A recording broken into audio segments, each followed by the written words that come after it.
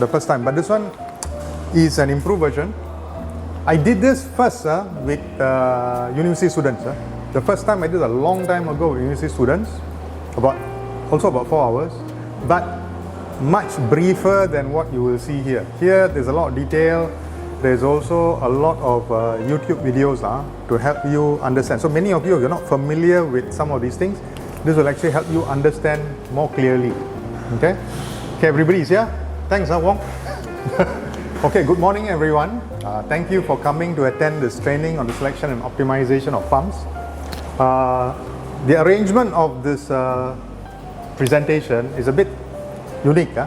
I'm not able to give you the handouts yet. After you've gone through the first few exercises, then I will pass the handouts to you. So there's a reason for it, because there's some questions I want you to answer without looking at the notes to see what is your level of understanding before we start. Okay, there is no grading, so don't worry. It's just to enhance everybody's knowledge. Okay, here today we are attending this training on the selection and optimization of pumps. Okay,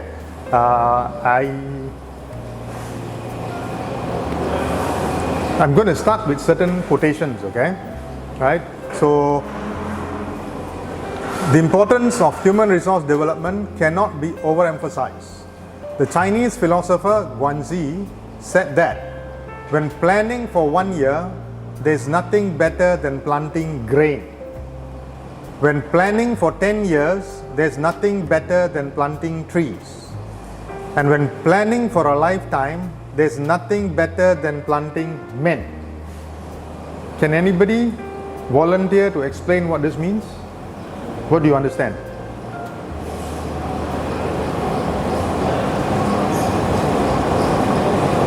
Wong?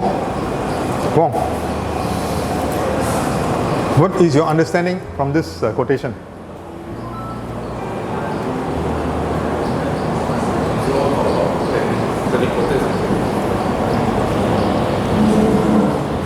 What do you think it means?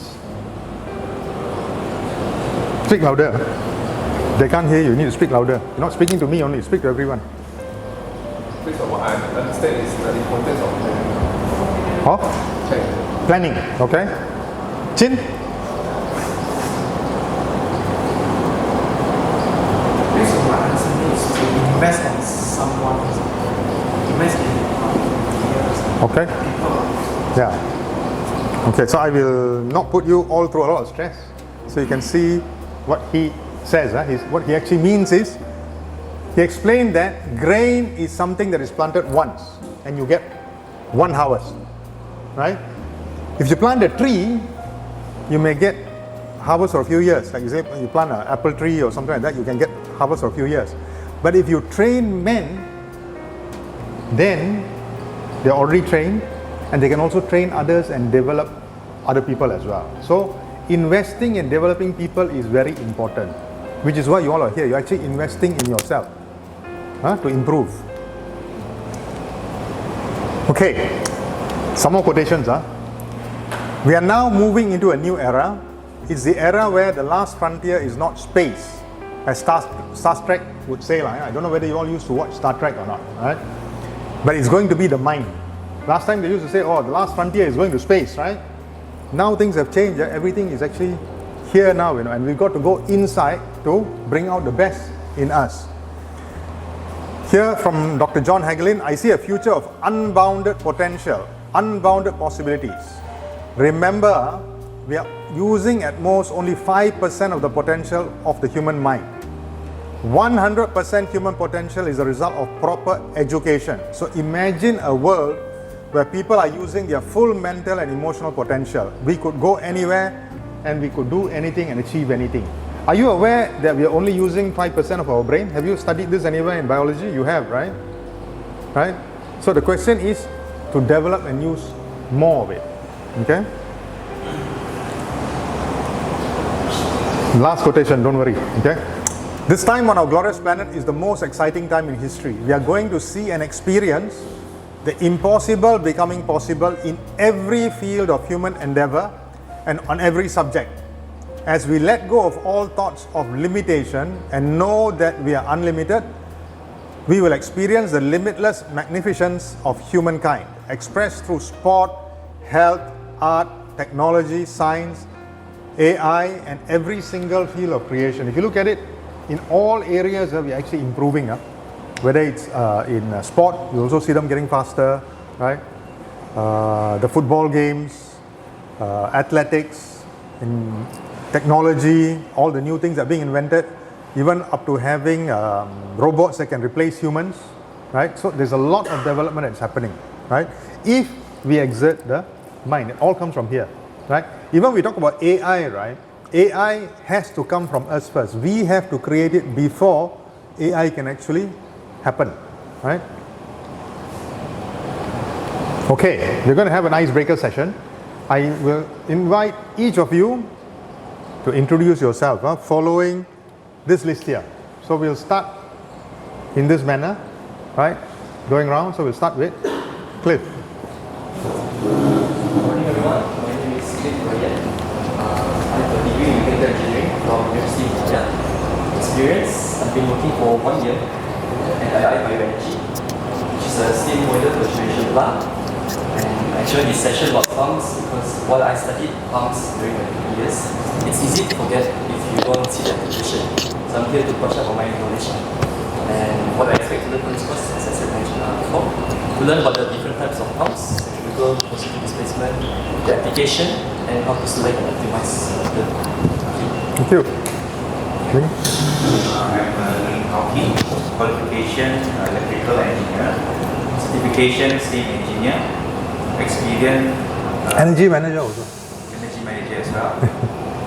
Experience 12 years in boiler. What did you join the session about?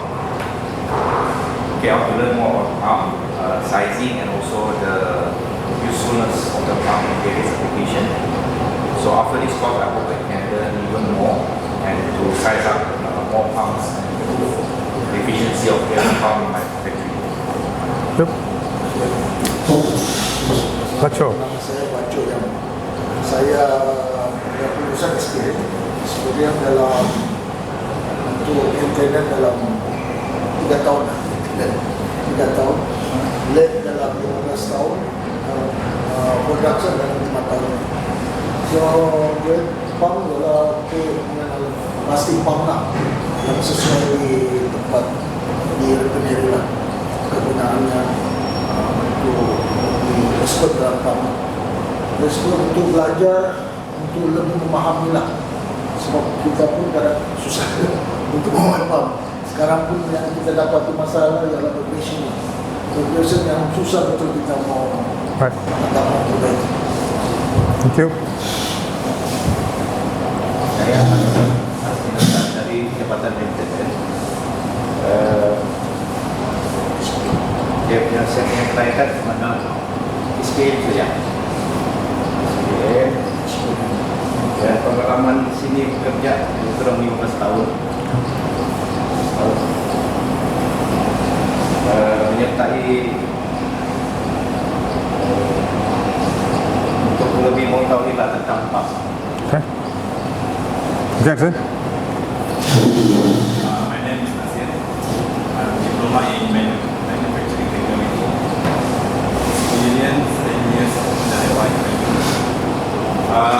Want to learn, join this, what this one is, more detail about the pumps, how to optimize pumps. What do I expect is, can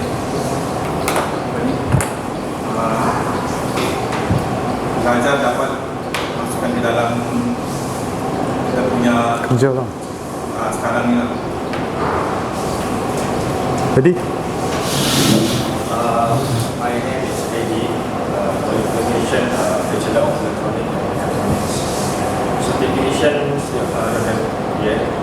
Experience past years already 7 years in JCP, 3 years in maintenance, and now I went in JCP. Why join? Because I want to learn about explore more about pump, how they do their maintenance, their efficiency, and also how to apply. So what expecting from this, I will gain more respect about pump. Sure. Yeah, morning. My name is Yong, PhD in Chemical Engineering. Certification I have is digital chemist and also the computer person for the web scrubber. I have 30 years experience in this chemistry as a chemist, but not much knowledge about the pump. So I want to join this section to learn more about the pump component, how to select the pump and also read the pump. So I expect I can learn to select the pump and utilize the pump after this certificate. Bong. My name is Bob, and then degree in chemical engineering. And then certification is with the city experience in distribution and American for 7 years. And then why I joined this session is to improve my knowledge of the city pump and also expect from learning from this course is how to optimize pump in different applications and also things to avoid size. Okay. Audrey. My name is Audrey.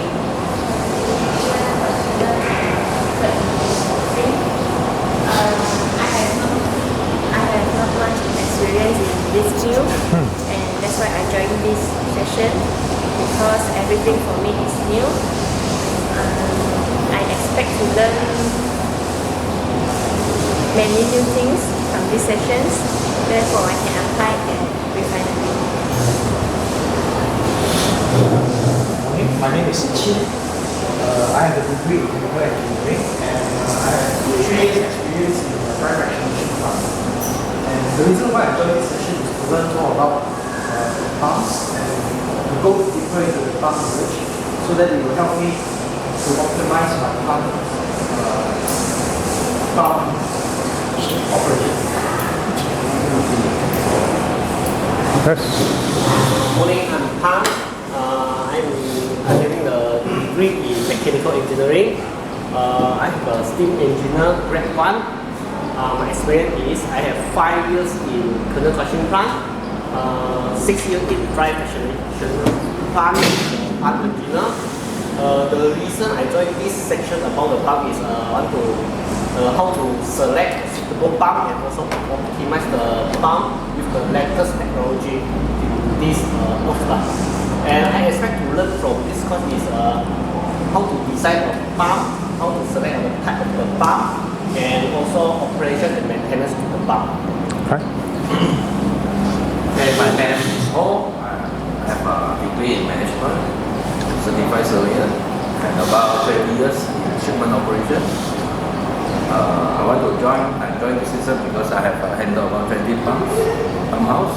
So I expect they have done the maintenance, sizing, and selection. Yes, sir. Okay, thank you very much. You see, we've got a mixed group of people over here, different qualifications, and most of you have got work to do with pumps, right? And I think we've done a few projects here which have shown us this area for improvement, and this will be shared during this session as well. Yeah. Okay. Why are you here? Most of you have already explained it. You are here to learn about pumps and how you can select them, what type of pump to use, and what are the different types of pumps, and how to optimize it. And like what Bacho had also said, also possibly identify what's causing problems like vibration for those pumps and why they may fail as well. So some of those points will come up here. What you will learn today is, like what Dr. Jung asked, she said she wants to see how to read the performance curve, the characteristic pump characteristic curve, which is a very important part. We'll spend some time on it. There will also be exercises on it so that you will gain the knowledge on how to read and select the proper pump. There are many parts in it. We'll come to that later. Now, what are the benefits? You will know how to use or select the right pump, whether you're using the right pump for the right application, and whether the whole setup is correct or not, because it is not only the pump, it is the whole system that you need to look at. It's a complete system, right? So that is what you will benefit from attending today's training. Okay, now a little bit about myself. Okay, I'm SHYAM. I have a master's in manufacturing systems engineering. I'm a fellow of the Institution of Engineers as well as a fellow of the Institution of Chemical Engineers UK. I am a professional engineer with a practicing certificate registered with Board of Engineers Malaysia. I am a chartered engineer registered with Engineering Council UK. I'm also a chartered scientist registered with the Science Council of UK. I'm a registered energy manager and also an ECOS registered electrical energy manager and steam engineer, first grade. I'm also now working to become a registered energy auditor. I think a few of us are also working on it as well. So it shows that even at my age, you can continue to learn. Don't ever stop learning. Learning should be a continuous process. Okay. Now, I started my career handling, here, as you all know, I'm handling an integrated palm oil complex, which has its own raw water, power, effluent treatment facility. I've been here for the last 12.5 years. We have a workforce of about 400 employees and there are about 12 engineers in this organization, which is quite a lot compared to a lot of other refineries. We have done numerous plant improvement projects and we have significantly reduced the carbon footprint of this complex. We have had many technical accomplishments over a career spanning 40 years. I've been working now for 40 years. Many of you are not even 40 years old. My experience is more than your age, right? So I'm trying to share what I've learned. So I've done improvement to palm oil refining processes. We've developed new products, reduced greenhouse gas emissions, convert waste into products, done business development, handled projects, big projects, even overseas, done research and development, as well as marketing and procurement. Many of you may not be aware, I also have done marketing and procurement. I've also successfully designed and commissioned bleaching earth plant projects in China and Indonesia. So that is why you look at the refinery side, right? I've also managed bleaching earth plants, by the way, right? So that is why I'm able to share that knowledge with the R&D team as well about why we do certain things or why certain things have to be done. I've also been involved in the biomass plant project and we've done modification improvements to a new boiler to improve its performance and uptime. It is one of the best operating boilers currently. As Mr. Ling will agree, many people come to visit this boiler. Many people are putting up new plants, come to visit this boiler to learn from us. This is at present still one of the best operated boilers in the world, in the country, biomass boilers, doing cogeneration. And we continue to improve it. You'll notice that Mr. Ling does continuous work to try and improve it as well. Okay, so let's move on. Now, to share with you my own experience with pumps, I started my career in a palm oil fractionation plant, which has got pumps. Those who are in a fractionation plant will know there are pumps, many pumps. You may not be aware of it, but there are a lot of pumps. I then worked in chemical and physical refining plants, which many people don't have the experience today. I've done chemical refining as well as physical refining, right? I handle sulfuric acid manufacturing plants, which requires very exotic material for the pumps. So sulfuric acid is highly corrosive. So you have to have special material operating at very high temperatures, which makes it even more corrosive. So these are all considerations you have to take into account when you're selecting your pump as well. Bleaching earth manufacturing plants, bleaching earth is highly erosive, so you actually have to also get special material for it as well. Or get ready to replace it very often. Or do lining for the pumps. There are many options. Chlor-alkali production plants produce chlorine, hydrochloric acid, caustic soda, and sodium hypochlorite. They're all very corrosive chemicals as well. So again, you have got titanium or nickel being used, special material being used for specific parts of the plant. And also the raw material is salt. So salt as a solution is also very corrosive. So all these require very, very careful selection. Then I've also done projects. Now, in projects, very often when we're doing the project, we do things like, we take this pump and the plant is probably going to double the capacity in a year's time. So I put a bigger pump there. Now this is a mistake that is often made by engineers. I did it myself. It's a mistake. Don't do it. always design exactly for what the plant requirement is. Don't over-design. Because remember, when you buy equipment, the manufacturer already over-designed a little bit for you. He cannot make it exactly to your specification. It won't be ngam-ngam lah. It'll be slightly higher. Because if you make a claim against him, he will have to compensate you. So he will always have to make it slightly higher. So don't over-design. Over-design too is a problem, which is a mistake that most of us as engineers make. I did it, so I'm telling everybody, don't do it. Right? And yeah, Sanakan Complex also, we've done a lot of projects here, and we've learned from our mistakes, and hopefully we don't make it. In today's course, you will also see some case studies, right, which will be shared, showing the process of how we've actually done changes over here, okay? Okay, why? Why did we select the topic on pumps? Now, some of you have already mentioned some of the points here, right? Now, I'm just going to share the next few slides with you. This is the introduction. This course introduces pumps used in process industry, and this training will provide participants with the knowledge on proper pump selection and performance improvement. Dr. Yung, can you tell me what process this is? Okay, right. This is water treatment, right? Now, how does water come from here into this tank? You need a pump, right? You need a pump to pump water inside here. Now, coagulation and flocculant is added into this. How is that sent over here? Dosing pump, right? So, you see, in various stages of this process, you need pumps being used, and it's different pumps. This is a high volume flow. This is, like she said just now, dosing is very small amount. So, different types of pumps have to be used for different applications, right? Now, you have to filter the water, then you have to put the disinfectant, is go through all this. So you've got various categories or types of pumps that we use at different locations in the process. This is a refinery, right?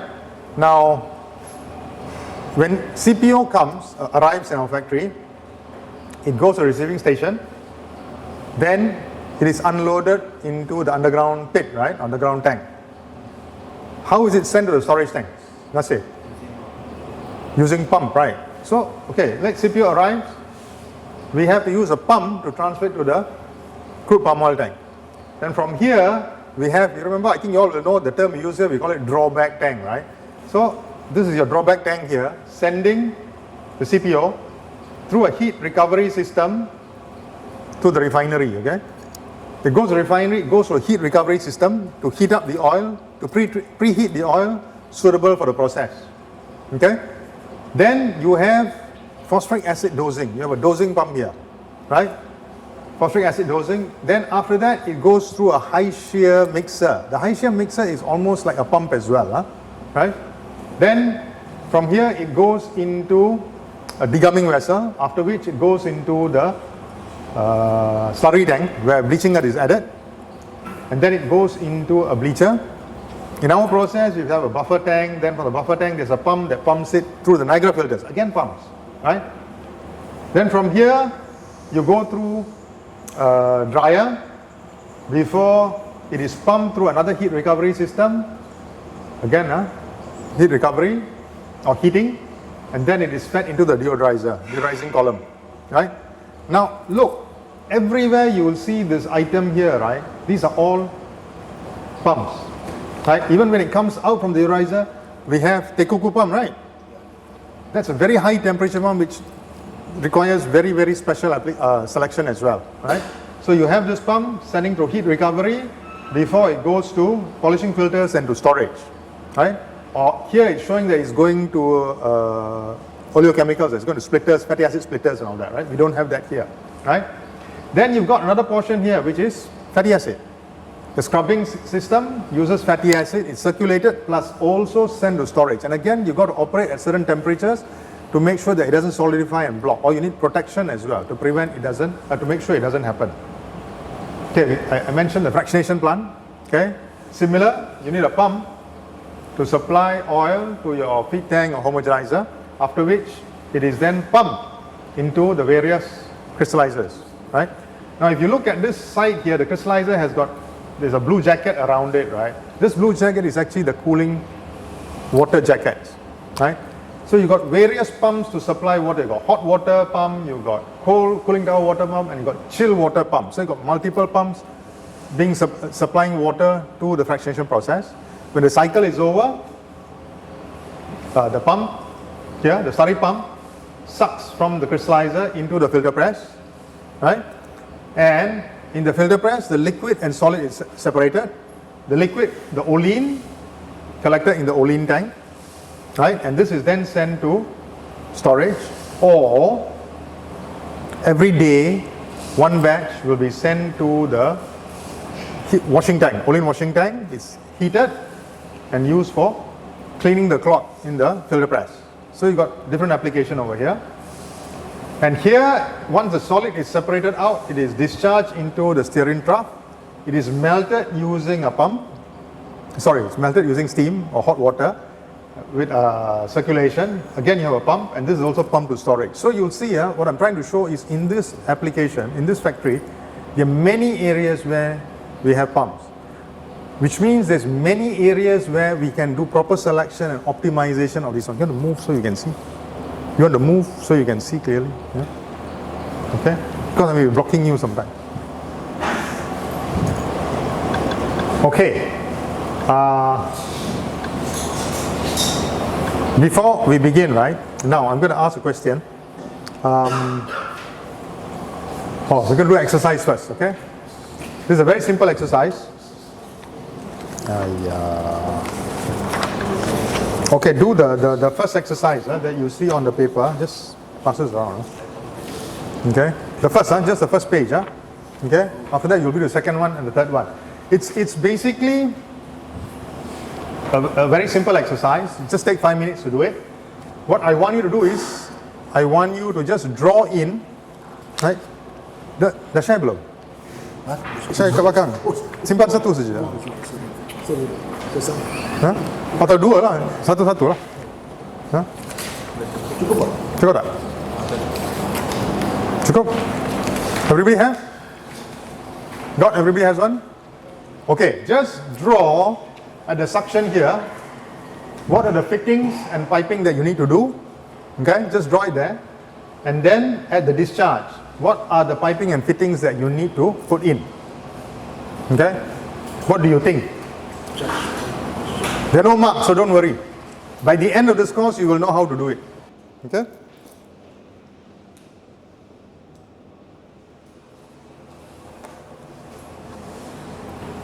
Ada pen? Perlu pen? Ada. Okay.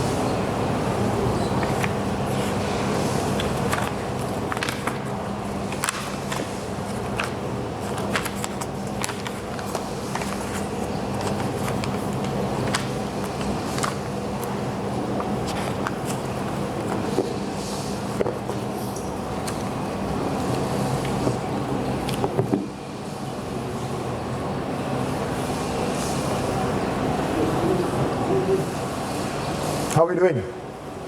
Okay?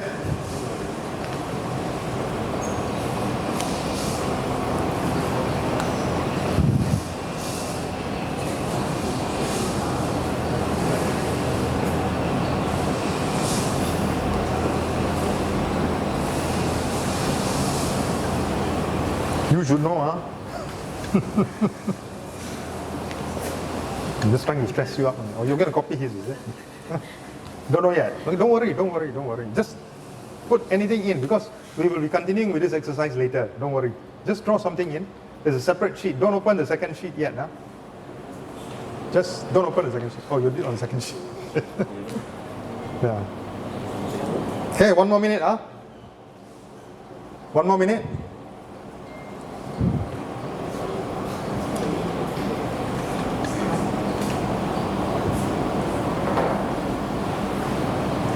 Good.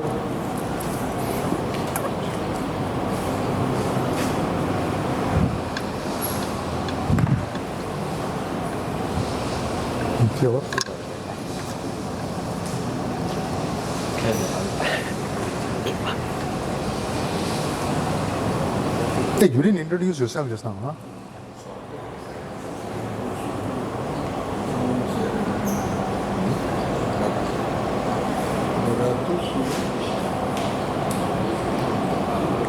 Okay?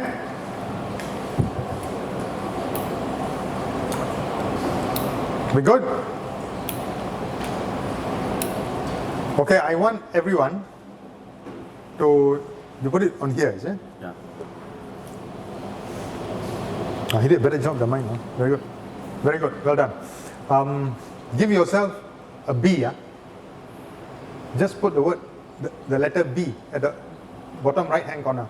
Okay? Like this. B. So you all got a B, huh? Pass already, kan? Huh? Okay? Alright? Okay, now we're going to start about pumps, okay? We're going to look at types of pumps, the basic pump components and other considerations. Like I said earlier, you cannot just look at the pump. Huh? The whole surroundings have to be also taken into consideration, which we will cover later. Okay, now the first question to all of you, okay? How many types of pumps are there? Who can answer this? How many types of pumps are there? No, don't jawab. Berapa jenis pump yang ada? Ada berapa jenis pump? Masih? Huh? Very good. There are 2 types of pumps. There are 2 categories of pumps. They are all categorized into this very broad category. 2 types of pumps. Okay?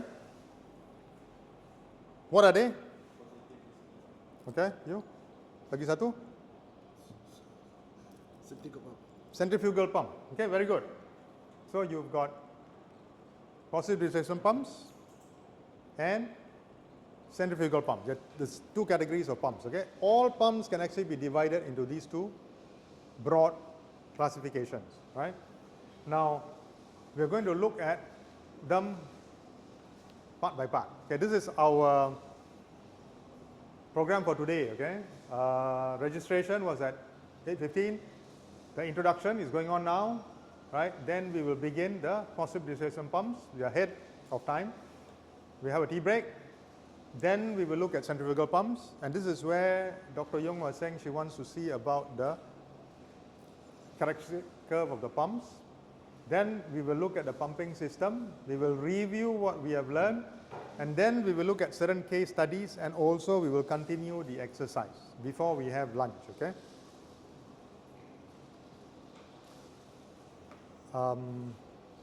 The various types of pumps. Now this slide has actually categorized it very clearly. If you look at this title here, various types of pumps, everything on top is what type of pump? Excellent. These are all centrifugal pumps.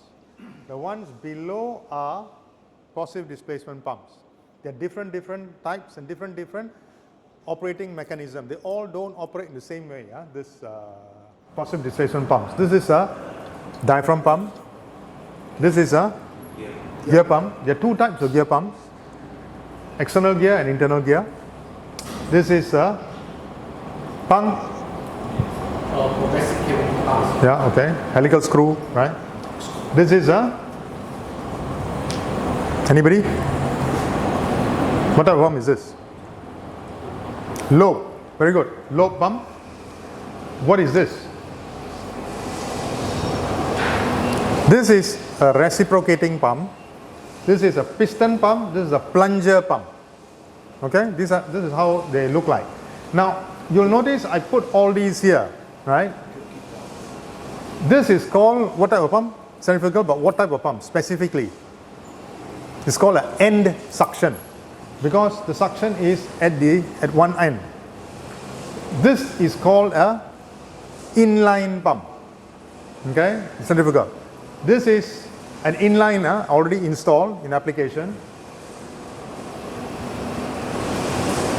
Ling, what is this? Multi-stage pump. It's a centrifugal multi-stage pump. Okay, so these are all centrifugal pumps, but they can look different, right? These are all positive displacement pumps, and at the end of this course, once you look at these pumps, you will be able to tell what these pumps are. Okay, now the differences between the centrifugal and positive displacement pumps. Centrifugal pumps use a rotating impeller. Oh, sorry, I can give you your notes now. Because the trick questions were inside there. So just share it up. Okay. Share it up. Okay. So you don't have to copy down notes. The notes are there. Okay. They use a rotating impeller to create centrifugal force for high flow of low viscosity fluids. Okay. While positive displacement pumps trap and force a fixed volume of fluid, making them ideal for high viscosity fluids and applications requiring consistent flow regardless of pressure changes. So they are used in different kind of applications, centrifugal pump and positive displacement pumps. The primary difference is the operating principle. Centrifugal pumps are dynamic, rotating, converting kinetic energy into pressure, whereas positive displacement pumps use mechanical action to move fluid. So some kind of mechanical force, repetitive action to move the fluid. So when do you use centrifugal pumps and when do you use positive displacement pumps? Right? You can use centrifugal pumps when you have high flow, low viscosity fluids like water. So you'll notice our cooling towers, chill water, all that. That means they're using what type of pump? Azlan. Centrifugal pumps, right? And for high viscosity fluids like oil or for applications requiring precise flow control, we use positive displacement pumps. Now, don't make a mistake here. When they're talking about high viscosity oils, right? They're talking about the lubricants. Because we are oil processing facility, all our oil pumps are generally centrifugal as well, except when we have special applications where there is slurry, or for certain applications we will actually use the positive displacement pumps. Otherwise, for the process, we mainly use centrifugal pumps even for CPO and it's Olean and all that. Centrifugal pumps are efficient for moving large volumes over long distances. So if you have your JBA water supply, what kind of pump do they use? Chin. JBA water supply, what kind of pump do they use? Eddie? Yes. For large volume and low viscosity, you normally use centrifugal pumps. Okay. So the JBA water, supplying water to their tanks and to your houses will be centrifugal pumps. Okay. Centrifugal pumps are efficient for moving large volumes over long distances, while positive displacement pumps are better for thick, viscous or shear sensitive liquids and can deliver a consistent flow regardless of system pressure. Okay, now what do they mean by shear sensitive liquids? Anybody? Do you understand what it means by shear sensitive liquids? Pang? Very good. So for your plant and for the fractionation plant, we do not want to use a pump that will damage the crystals that you form. So you must use a special pumping system. So generally centrifugal pumps are not suitable for this, right? Normally I think you're using like mono pumps and positive displacement pumps for your filter press because you don't want to damage the slurry. The shear that's caused will damage the slurry.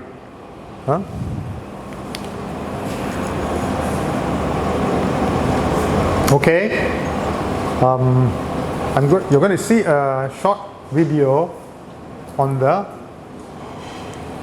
centrifugal pump versus positive displacement pumps. What is the difference? It's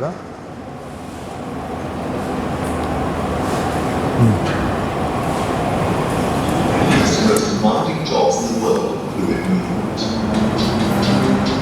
Sorry, Science fans, Bill Nye here. Today Is it clear? we're diving into a topic that keeps our world moving. Pumps. Imagine drinking a milkshake with a straw. That's suction. You're acting like a pump.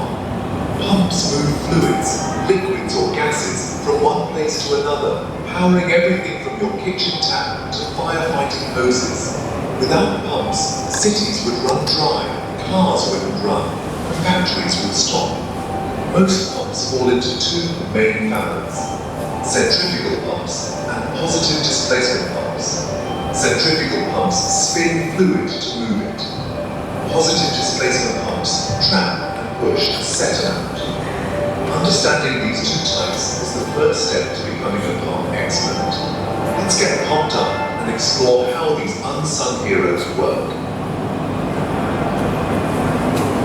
First up, let's talk about the centrifugal pump. By far the world's most common and widely used type of pump.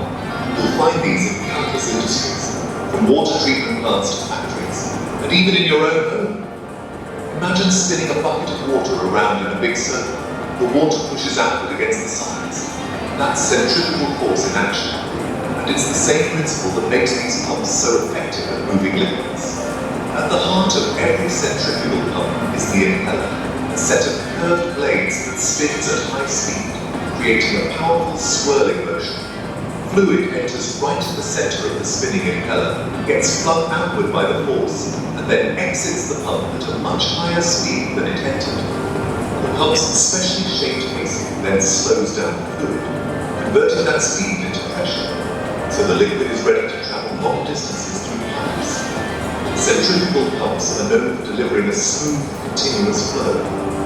They're simple in design, highly reliable, and perfect for moving large volumes of liquid efficiently. You'll see them used everywhere: in municipal water supply systems, agricultural irrigation, heating and cooling systems in buildings, and even in your car's radiator to keep the engine cool.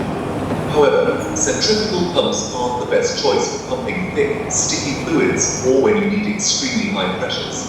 They can struggle in those situations. In short, if your goal is to move a lot of liquid quickly and efficiently, centrifugal pumps are your go-to solution. They're the workhorses of the fluid world. Now, meet the positive displacement pump, often called the squeezer for a good reason. Unlike pumps that spin to move fluid, this one works by trapping a fixed amount of liquid and then physically pushing it out, just like squeezing toothpaste from a tube or pressing a syringe. There are two main types of positive displacement pumps. First, the reciprocating type, which uses a piston or diaphragm to move fluid back and forth in a straight line, creating a pulsing flow. Then there's the rotary type, which uses rotating gears, lobes, or vanes to continuously move fluid in a smooth, steady stream. With each cycle, these pumps move a precise, set volume of fluid, making their flow highly predictable and extremely accurate, perfect for applications where consistency is key. Positive displacement pumps truly excel when it comes to handling high pressures, easily moving fluids even when resistance is strong. They're also champions of moving thick, sticky, or viscous fluids like syrup, oil, or even sludge that would quickly clog or stall the centrifugal pump. Another advantage: they're self-priming, which means they can pull fluid up from below, even when the pump is already filled with liquid.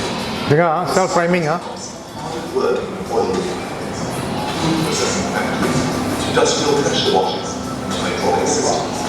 Anywhere reliable, powerful pumping is needed. Whenever you need pinpoint accuracy, high pressure, or the ability to move something thick and challenging, positive displacement pumps are the go-to solution. They're the undisputed champions of high pressure, high viscosity, precision pumping jobs, trusted across countless industries. Think of them as the muscle behind the scenes. quietly powering some of the toughest and most demanding jobs in the world of fluid movement. Let's put our two pump champions head to head and see how they stack up in real-world situations. Centrifugal pumps use spinning force, think of a fast-moving impeller, to move fluid efficiently. The flow rate changes depending on the pressure in the system, which means they're perfect for applications where you need to move a lot of liquid quickly, but don't need much pressure. They shine in jobs like water circulation, irrigation, and transferring large volumes of clean water. Positive displacement pumps, on the other hand, work by trapping a fixed amount of fluid and physically pushing it through the system with each cycle. This design keeps the flow steady and reliable, even as pressure increases. They're ideal for situations where consistency and accuracy are crucial, such as dosing chemicals or handling thick, sticky fluids.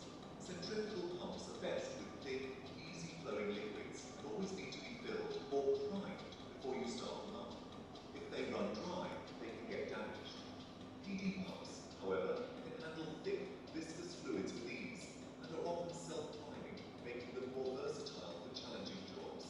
So, if your goal is to move a swimming pool's worth of water in a short time, a centrifugal pump is your go-to choice for high-volume, low-pressure tasks.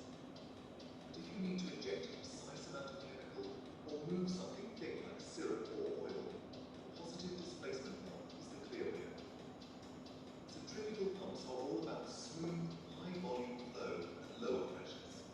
Positive displacement pumps excel at delivering precise amounts, handling high pressures, moving thick or sticky fluids without breaking a sweat. Ultimately, choosing the right pump comes down to understanding your specific needs and matching the right tool to the job at hand. So remember, if you need speed, go with the spinner. If you need strength and precision, pick the squeezer. The right pump makes all the difference.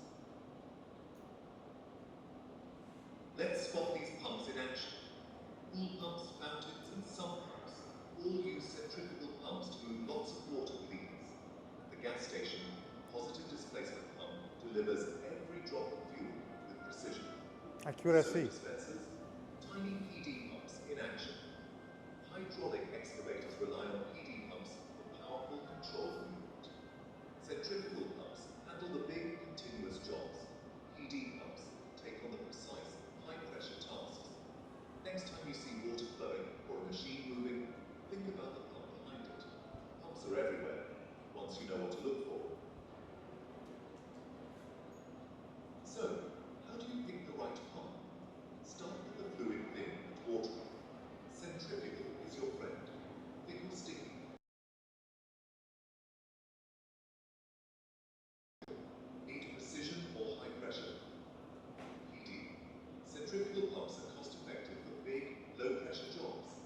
PD pumps shine when accuracy or muscle is needed, like metering chemicals or powering hydraulics. Ask, what's the fluid? How much? How fast? How thick? How much pressure? Answer those, and you'll know which pump to choose. It's all about matching the pump to the problem. There you have it. Pumps are the hidden engines of our world. Centrifugal pumps move big volumes fast. Positive displacement pumps deliver precision and power. Each has its strengths. Choose based on your needs. Next time you turn on a tap or see a construction site, remember the pumps at work. Your journey into engineering is just beginning. There's so much more to explore. Stay curious, keep asking questions, and discover the science behind everyday things. Understanding pumps is just the start of your engineering adventure. Science is cool, and so are pumps.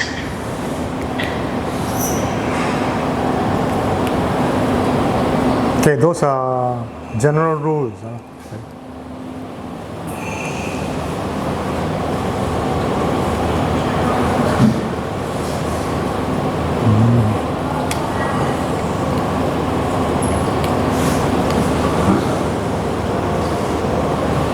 Okay, now we begin module 2, positive displacement pumps.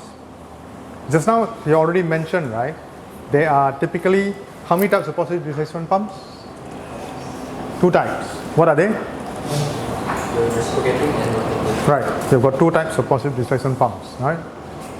Okay, This is a screw pump, right?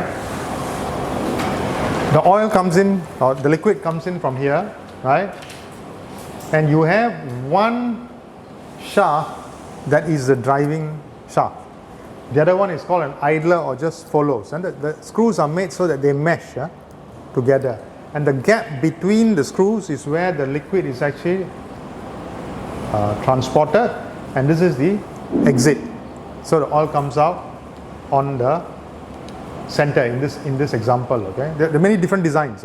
In this particular case, the oil or the liquid comes in from the outside, is squeezed in, and comes out in the center. Okay.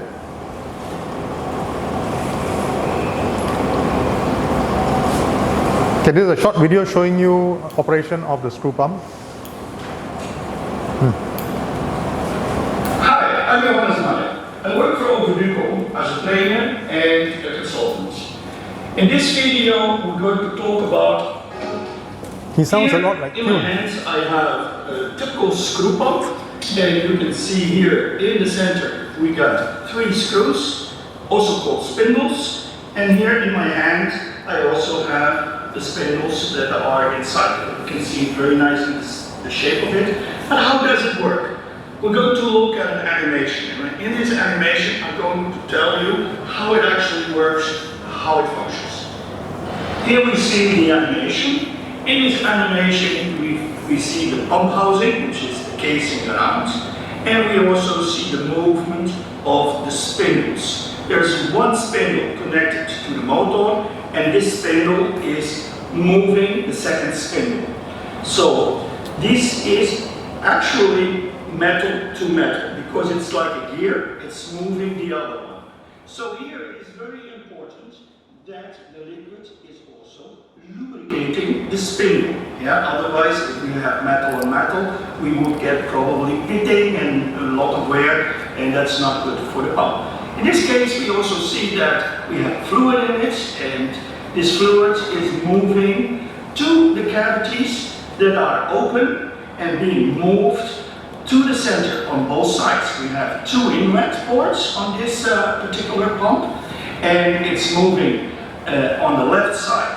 It's moving to the right inside the pump with the spindles, and on the right side it's moving to the left inside the spindles, and then it's moving up. Now, very nice from this type of pump is that it's nearly pulsation free, because it has very, say, small openings on each spindle, and with that we have also very constant flow. And we have a constant flow with this particular pump with actually 4 spindles. Do you understand that? Understand? It's smooth, the smooth flow, because a lot of positive displacement pumps, if it's reciprocating, you will have pulsating flow, right? Like for instance, the diaphragm pump, you have 2 diaphragms working, right? Again, there's pulsating flow. In this case, it's actually quite smooth flow. That's what they're trying to explain.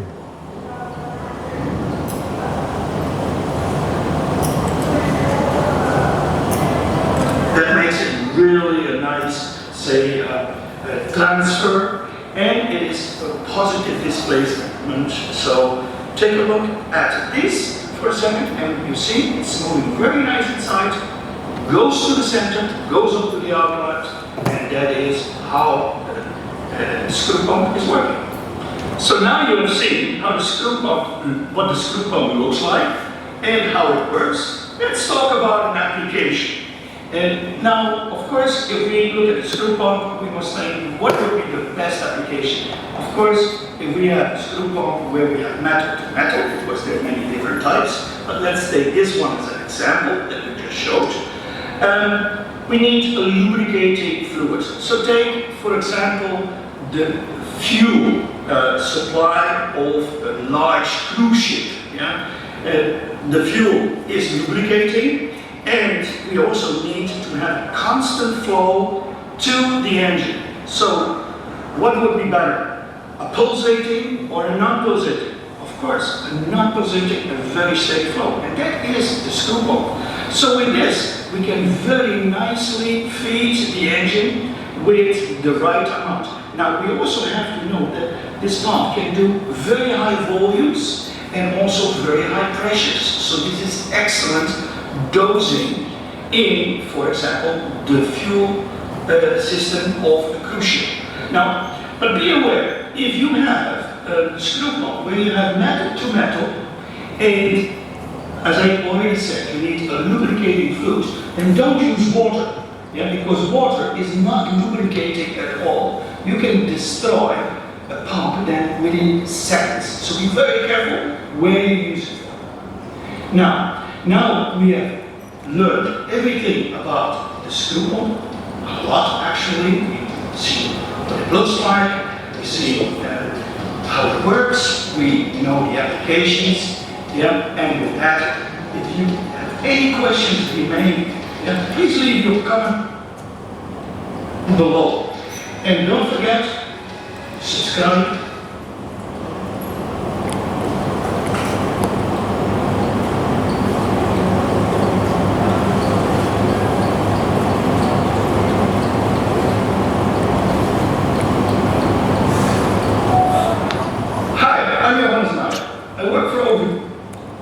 Works.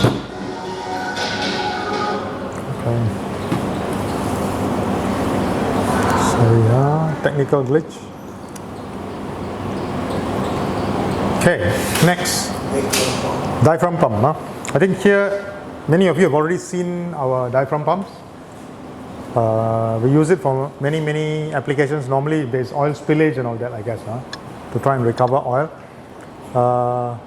This is what it looks like internally, right? You have diaphragm. You have the diaphragm inside that shell, and you have a shaft that oscillates. Actually, they're interconnected, so that the one side expands, the other side contracts. So they work in a reciprocating manner. So there will be fluctuation or pulsation with this kind of pump. And these balls that you see here, they're actually check valves. Right? They operate by that principle. So when it is seated on this seat, no liquid can pass through. Right? Then when it is seated here also, no liquid can pass through. When it is floating up, the liquid can pass through. The reason I'm explaining this is, I'm going to show you a video. It will be clearer when you see the video. But those key points I just wanted to show you before you see the video. This is a Wilden PX1500 76mm 3-inch advanced aluminum pump. The liquid chambers are alternately filled and emptied by fluid that is drawn through a common inlet and discharged through a single outlet. The diaphragms in each chamber are linked by a single shaft, allowing them to move in unison. The air valve directs pressurized air to the back of diaphragm A. This begins chamber B's suction stroke, which starts as diaphragm B is moved toward the center of the pump, thereby creating a vacuum in chamber B. So when it's a vacuum, this opens. Then forces fluid into chamber B past the inlet ball valve. When the but the suction will keep this closed. This will be closed. Its discharge stroke, the air valve redirects pressurized air to the back of diaphragm B. Push this begins the discharge stroke of chamber B. The hydraulic forces developed inside of chamber B force the inlet ball onto its seat and the discharge ball off its seat. This condition allows fluid to flow through the pump discharge.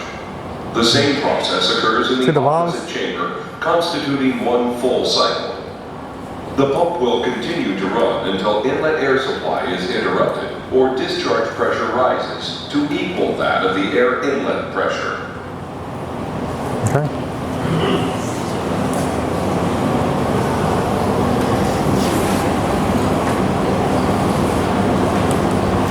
Okay. Any questions on diaphragm pump? You understand how it works? Now, this is a single acting diaphragm pump. Just now you saw double acting, right? You also have a single acting. This is, which means when you have the suction stroke, this goes up, right? The diaphragm is pulled up and the check valve rises. And because of suction, this check valve closes, right? So you have liquid being pulled in. Then in the discharge stroke, when the pressure pushes the diaphragm down, there's pressure here. So this check valve sits and seals, whereas the outlet opens and the liquid can flow out. Similar concept, but it's just that instead of it is a double acting, it's a single acting. Right? So there's more pulsation here, more pulsation. Now a different type of positive displacement pump, a lobe pump. You can see this is what it looks like on the outside. If you open it up, or cross-sectional view, you will see they are actually very specially machined lobes which rotate in tandem, and what happens is the liquid is drawn in, they fill into these gaps and are pushed out. So you'll notice that what comes in must go out, and you'll also see that, take this down, note this down. For centrifugal pumps, the pipe sizes in and out are different, but for positive displacement pumps, it's the same. The inlet outlet size is the same. Okay.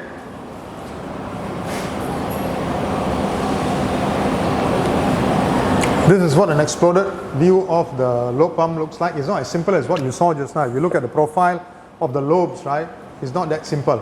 They have to be made so that they are meshing together, like gear as well. And they can be huge. You see this or not? This is a human standing next to it, and the size of the pump is huge. This is the lobe. Even the lobe looks almost as tall as him.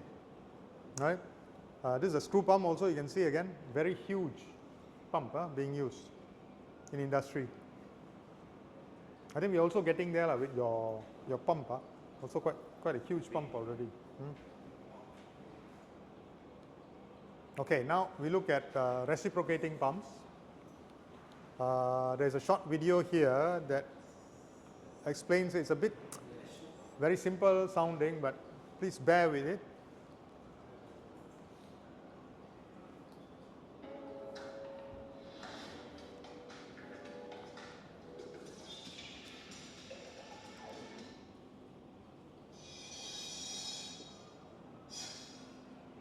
Reciprocating pumps. Reciprocating pumps are the class of positive displacement pumps. They change mechanical energy into pressure energy. They use a piston or plunger for pumping the liquid from one location to another location. The piston or plunger reciprocates inside the cylinder, and this motion accomplishes the suction and discharge of liquid. The reciprocating pump works on the principle of positive displacement. It consists of a piston that moves back and forth inside the cylinder. The piston is connected to a crankshaft with the help of connecting rod. When the motor rotates the crankshaft converts the rotary motion into reciprocating motion, and this reciprocating motion is transferred to a piston using the connecting rod. Therefore, the piston starts reciprocating. During this motion, when the piston moves back in the cylinder, it creates a low pressure inside the cylinder. Due to this low pressure, the water from the tank is sucked into the cylinder. These are non-return valves. This valve is a suction valve, and this is a delivery valve. These valves play an important role during the working of this pump. At the time of suction, the suction valve allows the water to flow inside the cylinder. During this time, the delivery valve remains closed. As the piston starts moving towards the left, the suction valve closes and the delivery valve opens. Due to the pushing action of the piston, the water goes out from the discharge valve to the delivery side. This is how the single-acting reciprocating pump works.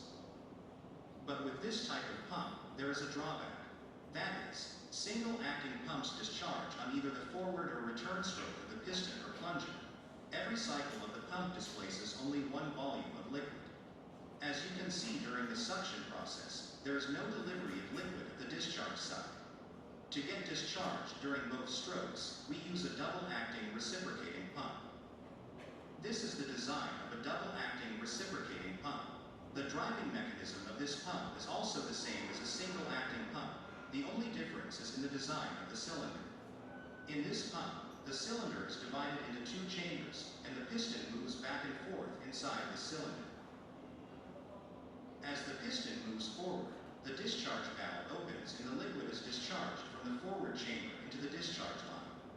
But during this same stroke, the chamber behind the piston is being filled through the inlet valve present in it.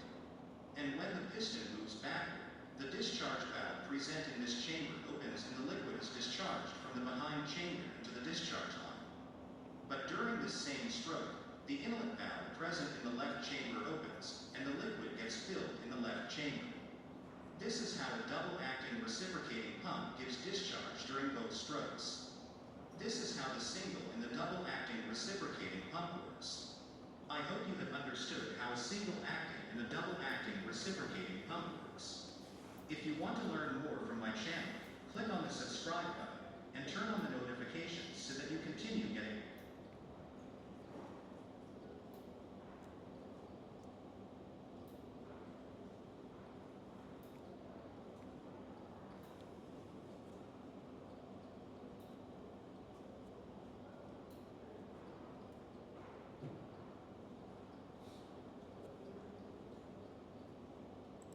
your small contributions.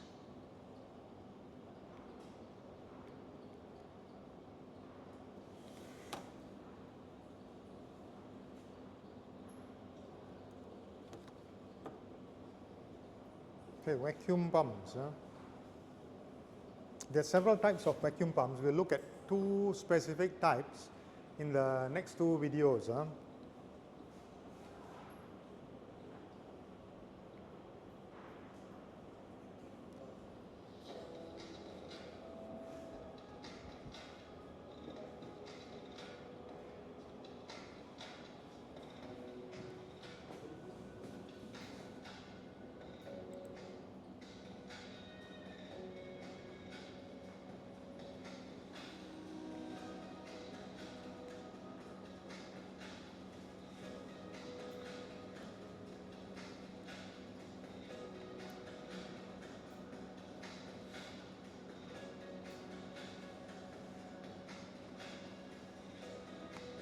There are the vanes. You can see the vanes moving.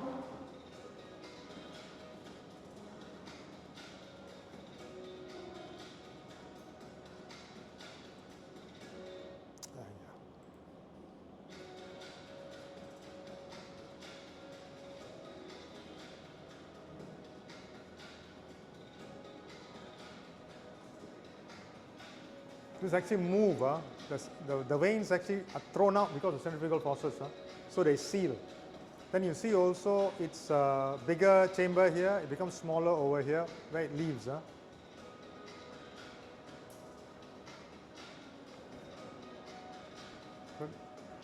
Vapor is pulled in.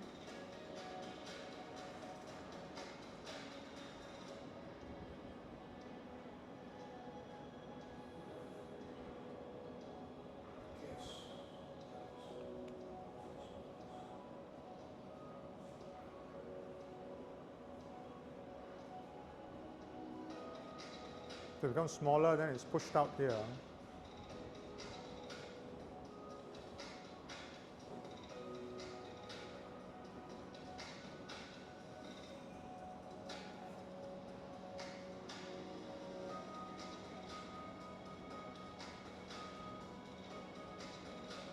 With these kind of pumps, there will be oil that's actually coating on the inside surface to prevent wear and tear. So that oil has to be removed, right? So this is the removal of the oil from the air stream. Okay. This is one of the pumps, vacuum pumps.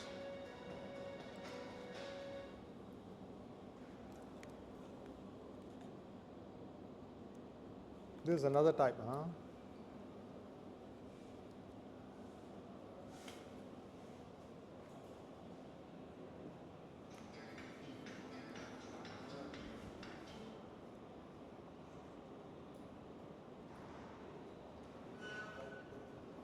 No, internet is bad. Do you have any questions so far? Yes.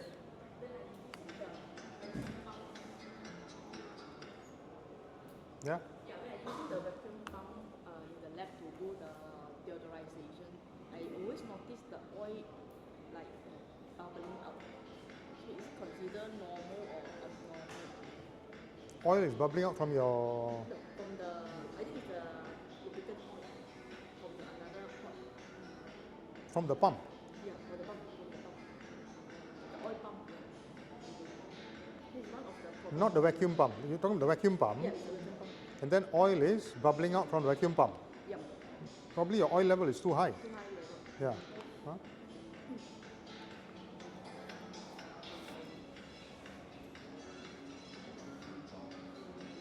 Yeah, very high vacuum. Huh?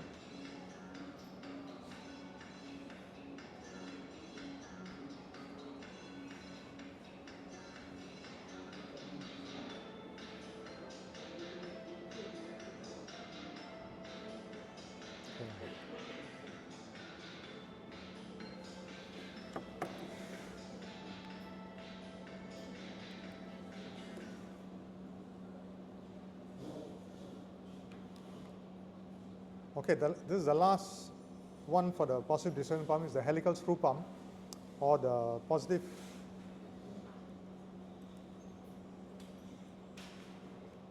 cavity pump.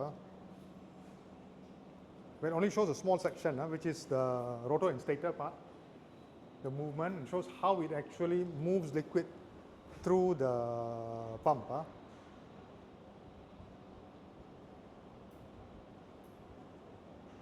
So that rubber portion is the stator, right, pump? Yeah. And this is how it moves. It moves, and you can see they put a ball here, so you can see it actually moving. The grooves there allows it to move. Okay, the volume has gone.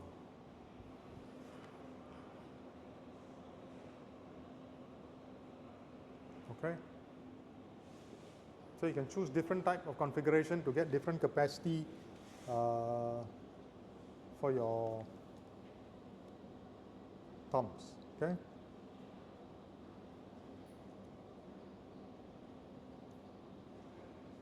Okay, finally we have gear pumps. Gear pump, any questions so far on all the different possible? They're used in many different applications in your plant. You may not even be aware of it, right?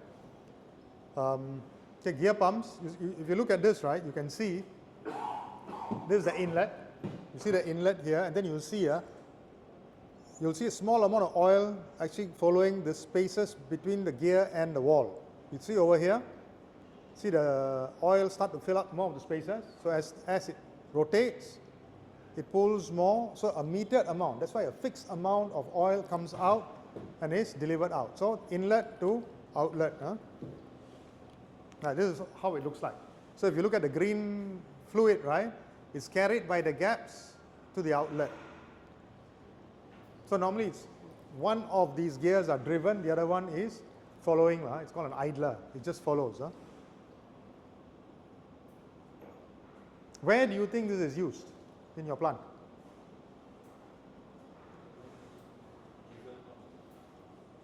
Diesel pump. Yeah? Lagi? Where do you think it's used?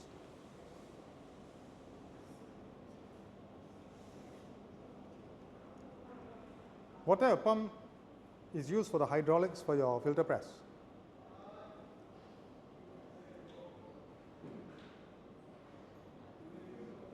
Because your filter press requires very precise control as well as very high pressure, which you can get from this kind of configuration, right? If you use a piston, it can be more, what's it called? Pulsating, which you don't want, right? You want steady pressure going to your hydraulic press. So you would actually have these kind of pumps. Then you have the last type, which is the internal gear pump, right? It's slightly different from the external gear pump. You will see here the liquid actually follows inside. You see the blue color? See the blue color coming in? Then it goes inside here and here, right? And then it comes to exit and it is pushed out, right? So it's slightly different from the external gear pump. But the concept, again, is the same, right? You have the inlet, it travels, the green color comes out and it goes out the outlet. Audrey, what is this? What is that? Don't know. Cliff? Don't know. Azlan? Don't know. Okay, this is a very essential equipment to be installed on positive displacement pumps. You see, positive displacement pumps, remember what you saw is what comes in must go out. Okay? Whatever comes in must go out, right? And the magic about positive displacement pumps is it can deliver very high pressure and all. So if somebody closes a valve down here, the pressure will start building until something gives way, something explodes. So normally for positive displacement pumps, you have to have a safety valve, right?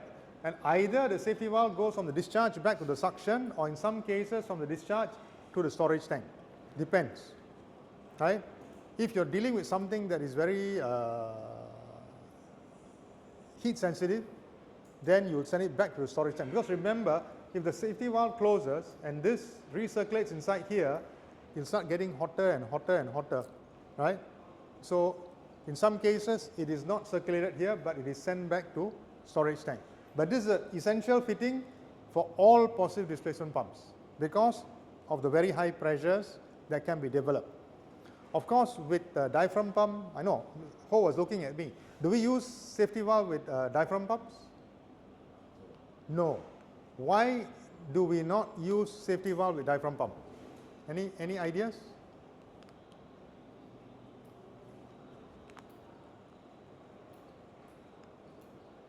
Why? How do you get pressure to push the fluid through a diaphragm pump? What is doing the work? No, actually, the diaphragm pump operates on what principle? What is the driving force? In all the others you're using electricity, right? What is the drive? So to differentiate between the two pumps, right? Internal and external gear pumps, they are both positive displacement pumps and they use two meshing gears, but their construction and ideal applications differ. The external gear pumps have two identical gears that you saw, they are meshing each other, and they offer higher pressure and flow rates, making them suitable for thin liquids and hydraulics. So like I said, for your filter press, this is most probably what will be used, right? And even your hydraulics for your plant, right? The internal gear pumps use a gear within a gear design, providing better suction, handling higher viscosity fluids and temperatures, and are often preferred for abrasive applications. Any questions? Clear?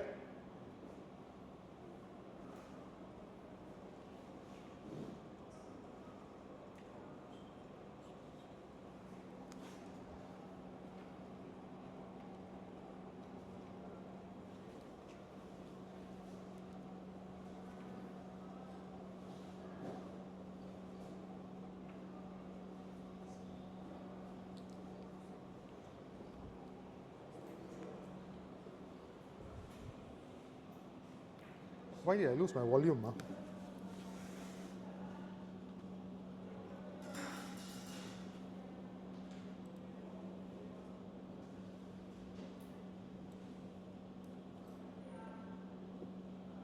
What happened to the volume?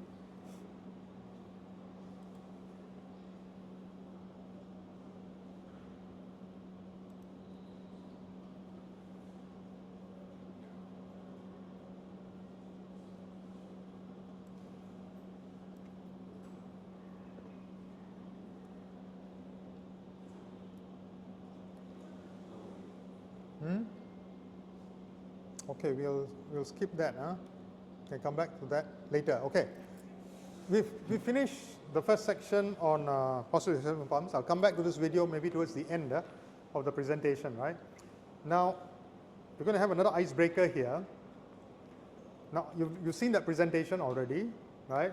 We've talked a bit about centrifugal pumps and positive displacement pumps, right? Now I'm going to ask you a question. What type of pump do we have the highest number in the world?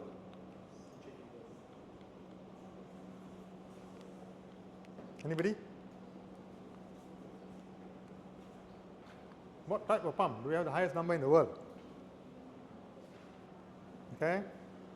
It's made by the best designer in the world. You already checked your notes already, is it? Okay, you already checked your notes. Volume-nya tak boleh tadi. Tadi volume tak boleh jalan. Untuk video tadi. Video volume tak jalan. Video jalan, volume tak jalan. Okay. And you can find them wherever they are humans. Right? Yeah, it's the human heart, okay? The heart, what principle does it operate by? It's a pump, by the way, it's a pump. Is it a centrifugal or a positive displacement pump? What do you think? Huh? Positive displacement pump. What do you think? Centrifugal, what do you think?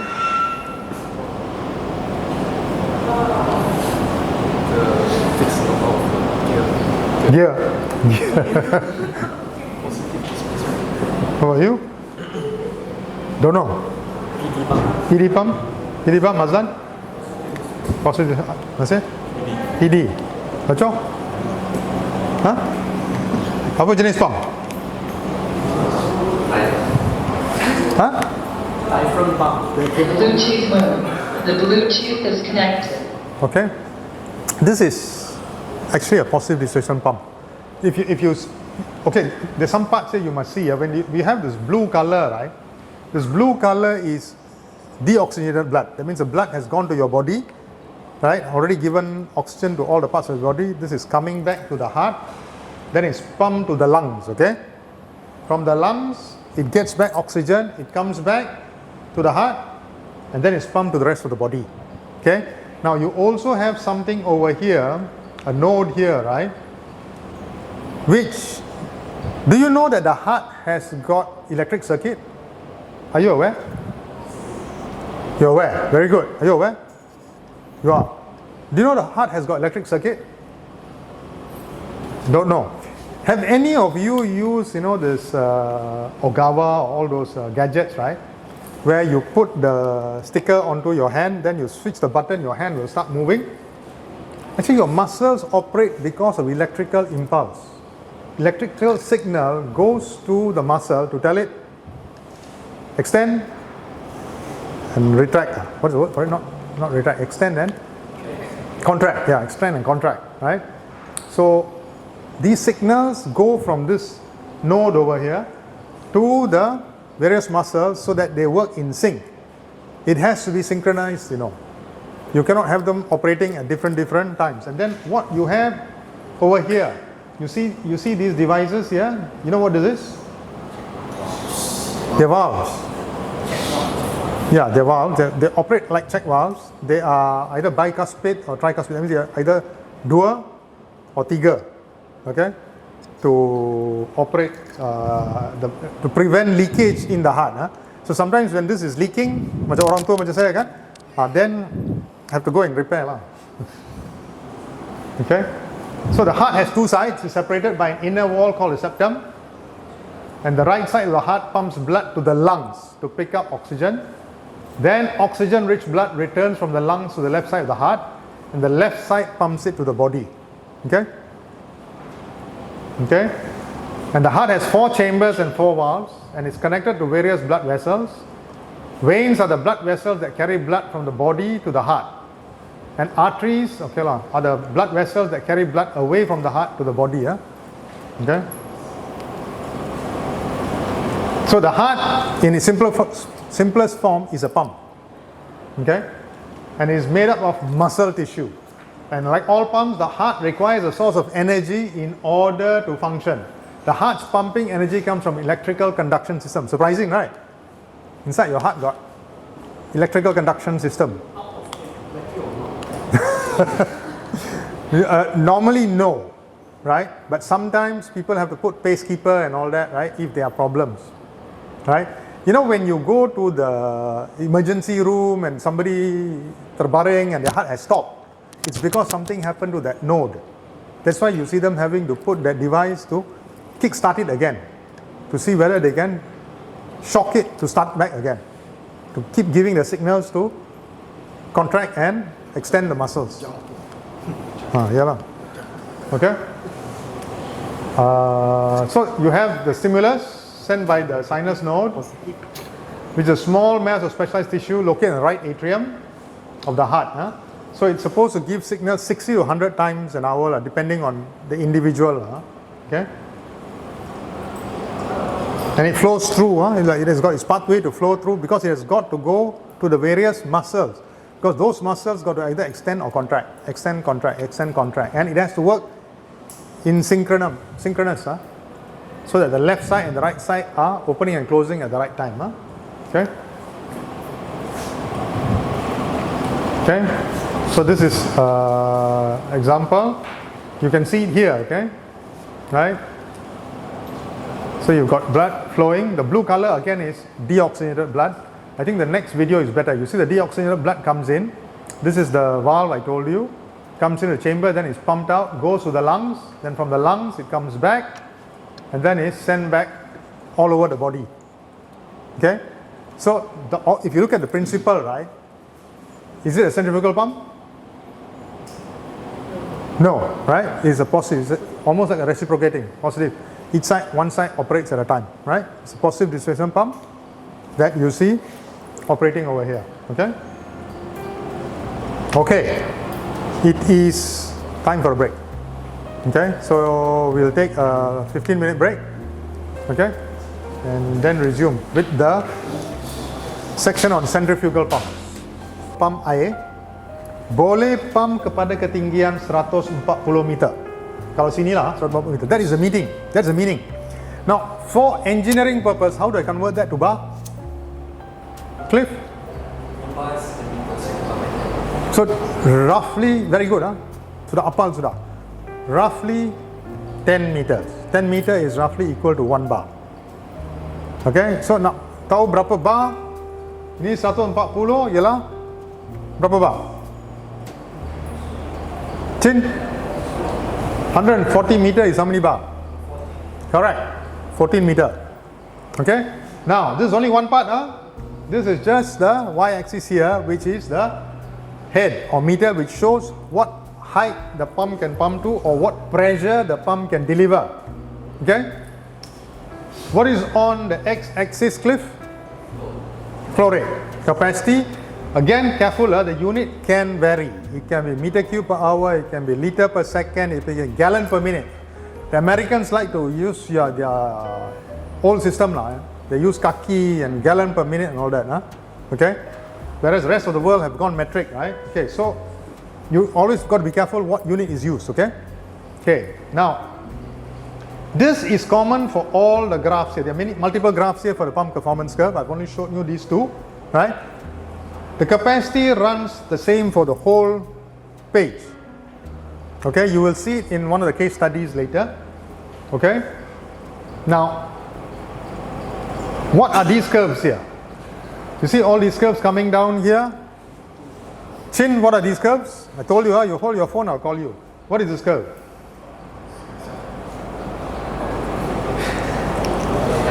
The sizing for it. Apa dia? Huh? Diameter punya size. No, not exactly. You're almost there. Audrey, you want to try? Don't try. Try. Don't be so shy. Pang? The flow rate versus the efficiency pump. Okay, it's got flow rate. Okay. You see what? Okay, you see all these figures here?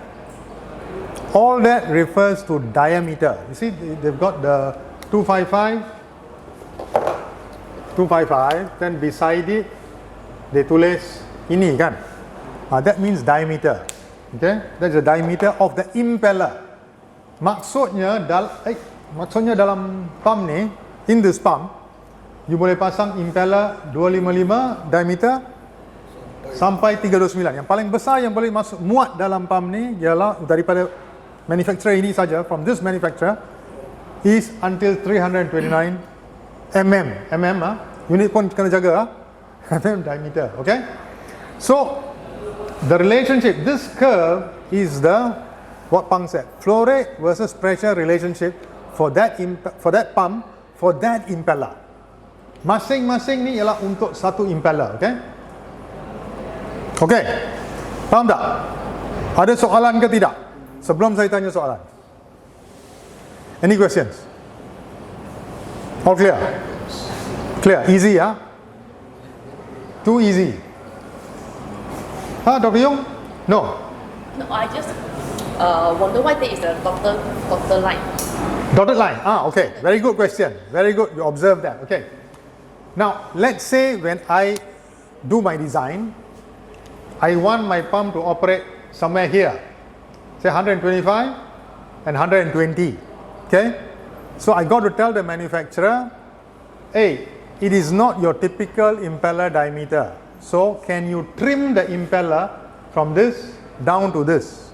So they will trim the impeller and give it to you. Now, again, now observe, the graphs will be equidistant. That means if it's 315 to 321, the distance will be, they actually run parallel. It's not a logarithmic graph, okay? It's parallel. So you'll actually have, if it is 315 to, what is the distance, what is the middle point between these two? 31, huh? 31, no, 14 kan, so plus 322. 322 will exactly be in the middle between these two graphs, between these two curves. That's what it means. That's how you actually locate your ideal curve. Okay? Sudah? Paham? Okay. Now, when you run a centrifugal pump, okay, when you run a centrifugal pump, you run with the valve closed, right? When you're starting the pump, the valve has to be closed. Now, let's say my pump is, inilah 300 lah, senang nak baca kan, 300, okay? Okay, if I close the discharge valve fully, what is the capacity of the pump?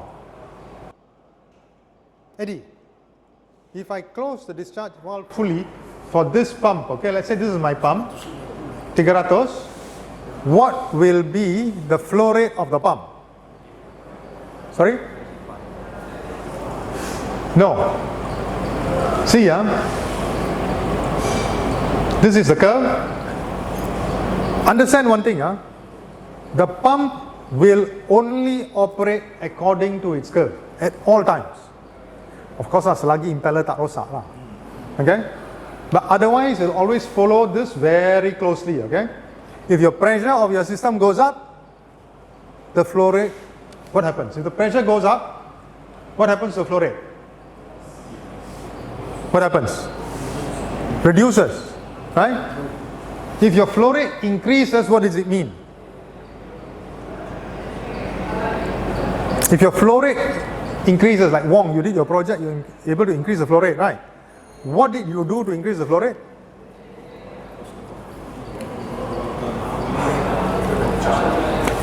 We reduce the pressure, reduce the system pressure, so the pump now can actually operate. That means if you reduce the pressure, the pump can operate at a higher flow rate. Okay, coming back to that question, Eddie. What happens if I close the valve fully? What happens to the flow rate?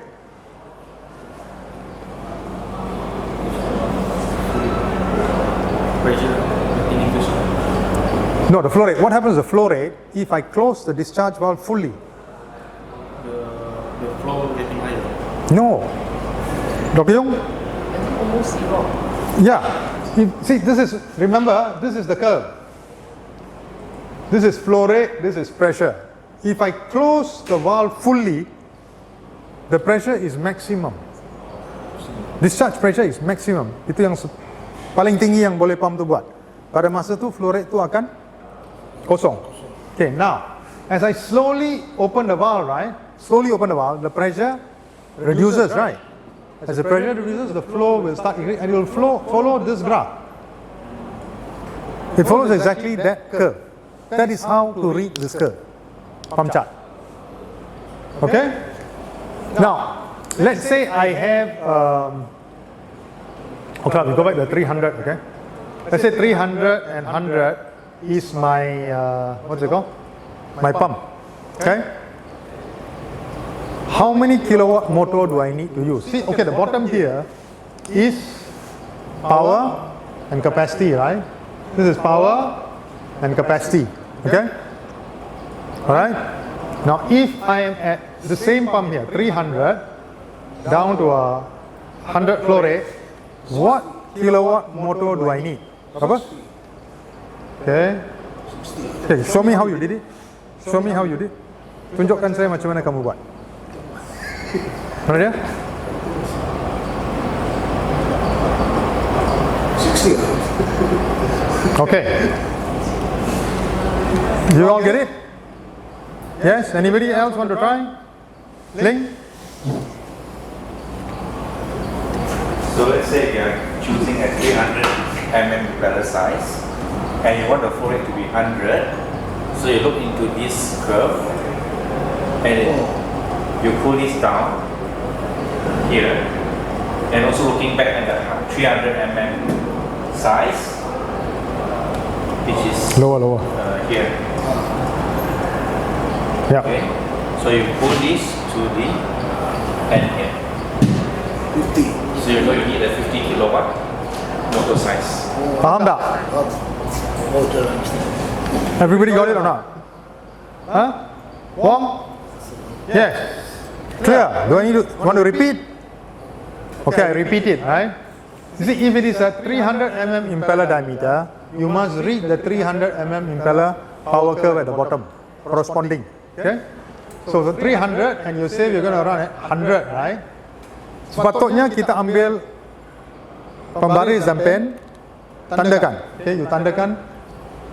Okay, dari sini ke bawah dan terus tarik ke bawah sehingga dia cross yang 300 mm impeller diameter. So, ini adalah 50 kilowatt motor yang diperlukan. Betul ke tidak? Yes or no? Yes or no, Cliff? Yes or no? If I ask this way, there must be a trick, isn't it? There must be a trick, right? Yes or no?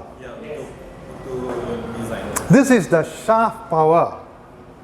But is it the motor power or not? No. Your motor got efficiency, right? Say 95%. So yang 5 flow tu kena bagi 95%. So dia akan jadi tinggi sikit. How much is it? 50 divided by 0.95? Less than 55 lah, I think. So since the efficiency is looking at Okay, that is different. I'm coming to that. This is the pump efficiency. Okay, you see these graphs here, these lines? This is pump efficiency. Okay, the pump is more efficient when it is operating in these regions. Okay, now there is a point called the best efficiency point, BEP. Okay, for this pump, the best efficiency point is here, 66%. That's the highest efficiency you get from the pump. Right, so when you are doing pump selection, make sure you're looking for a pump that's going to be efficient for you. There's no point taking a pump and say, okay lah, I operate here kan, wasting kan, you dah beli baru-baru, you operate dekat 40% untuk apa? Right, so your pump selection, when you do your selection, initially look for high efficiency. This is the pump efficiency, yeah? Okay? Different from the motor efficiency. Motor efficiency now you go for IE3, what was the answer just now? 50 divided by 0.95? 52.6. Yeah, so it's 55 kilowatt. Now, is that enough? Is it enough or not? Is it enough or not? Ling? Electrical guy, is it enough? It depends, you know. It all depends on how you operate your pump.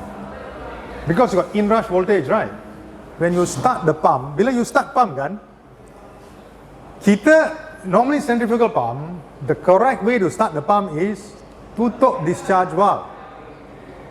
Kan? Lepas tu buka pelan-pelan. Bila pump tu sudah jalan, motor sudah jalan, pelan-pelan baru buka discharge. Kita buat macam tu ke tidak? Terus start pump kan? Valve semua biar buka. Now, the problem with that is, when there is no resistance, the initial flow is very high. The flow rate is very high. When the flow rate is high, because the pressure is low, okay, let's follow that curve, right? Kalau you tarik ke sini kan, the requirement is higher. The power requirement is higher. Paham? Confused? Hazan confused? Yes. Okay. See, when you run a pump from stop, right? When the pump is stopped and you start it, the pipeline has got no pressure, nothing in it. When you start that pump, the pump sees no resistance. So initial flow rate will be very high. When it is very high, then the power demand will follow this graph again.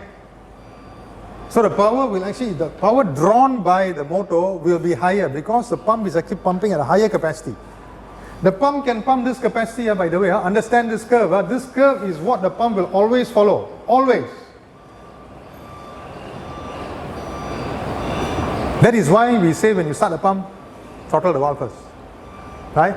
But to overcome this, normally there is a delay, right? So they allow for high power consumption for a short while, and then it will come down within a few seconds, which is okay. But you remember an instruction given to everybody is do not restart a motor if it trips. Cannot restart more than 2 times, correct or not? Sebab apa? Because during the inrush, the power is very high, the coils are all overheated already. If it trips and you start it back again, right, and it trips again it'll go to very high temperatures and you can damage your windings. So in order to protect the motor, we give the instruction you cannot restart. You got to fix the problem. Okay? Okay. Now, this is the efficiency, right? So you've got many things here: efficiency, head or pressure, capacity, and power. Actually, there are other graphs also here, but these are the main ones. There's also net positive suction head, which Pang will show in his presentation later. Now, is this clear? Is it clear? Any questions you want to ask? Any questions? No questions. No question is exercise. You see your second sheet? Look at your second sheet of paper. Okay? No, sorry, it's not. Just from here, right? From this graph, select 130 cubic meter per hour and 130 meter head. Select. How you can draw on the graph, 130 cubic meter per hour and 130 meter head.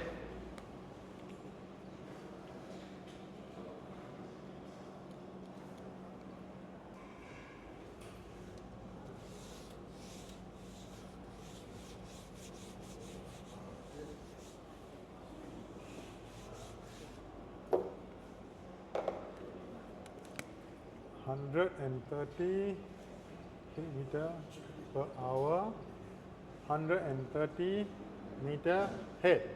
So 5 minutes, just draw on your graph.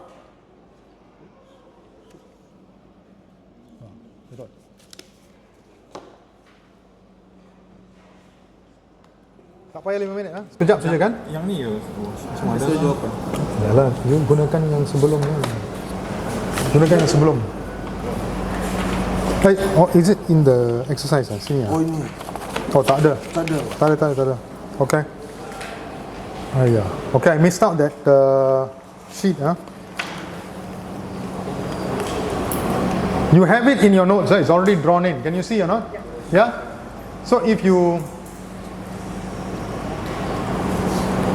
look at this graph here, it shows you at 130 cubic meter per hour, right? You cross against whichever graph, and 130 cubic meter per hour here, and 130 meter head. You have selected where you want your pump to operate at. What do you notice about this point? It's the best efficiency point, correct? Yeah? This is what you should ideally be doing. You should be looking for this when you're selecting a pump. Okay?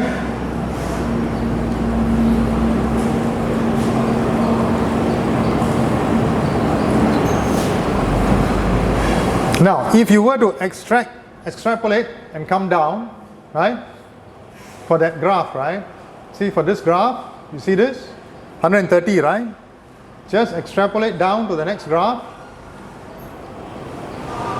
and see where it bangs the 329 mm diameter impeller, and then read across. How many kilowatt do you need? How many kilowatt do you need? About 70, right? Pump also showed that it can reduce from 2 pump previously is 300 kilowatt. Now I am only running at 40 hertz. which is 129 kilowatt, which we have reduced to 54% of the power capacity of the system, but giving the same capacity of flow rate. Okay, these are the few changes we have made. Pipe size increased from 16 to 30 inches since we are having double the capacity only using one pump. Second, the flow has improved because we have preventing using 90 inches elbow. We changed to 45 inches, and we also 45 degree. 45 degree. Oh, 45 degrees, sorry, and reducing turbulence and head loss. Also, we have a low pressure drop double flick check valve, replacing the previously the big giant flip, which resulted in pressure drop, high pressure drop, and we also did some modification to reduce the pressure drop from 2 to 1 bar, so significantly lowering down the power requirement. And we did also install an inverter, therefore we can further fine-tune the pump to have sufficient water supply to the condenser of the turbine from 50 Hz right down to 40 Hz. So the consumption now expected should be around 200 kilowatt, but we further reduce another 10 Hz to 40 Hz to get 129 kilowatt only to run the system with even maximum power generation of 6 megawatt. So this dynamic control approach proved more energy efficient and flexible compared to mechanical methods such as impeller trimming or adjusting the valve. So these are the calculations how we get the saving from the modification and upgrading of the pump. So from here you can see that previously 2 pump we need 300 kilowatt energy motor. After reducing to 1 pump with inverter, we reduce to 129 kilowatt. We run 24 hours a day and 305 days in a year, and the price of 1 kilowatt of electricity is 43 cents, and our annual saving is 538,000 ringgit. So capital to buy that pump and the system modification is 381,000 ringgit, and our return of investment is only 7 months. Okay, so this is a very, I think the biggest saving project for this plant. And the advantage of having this project, we can generate extra power to IEO. The power we save for cooling tower, we can sell extra to IEO, and we can now generate even more power generation through this significantly improved project. Questions?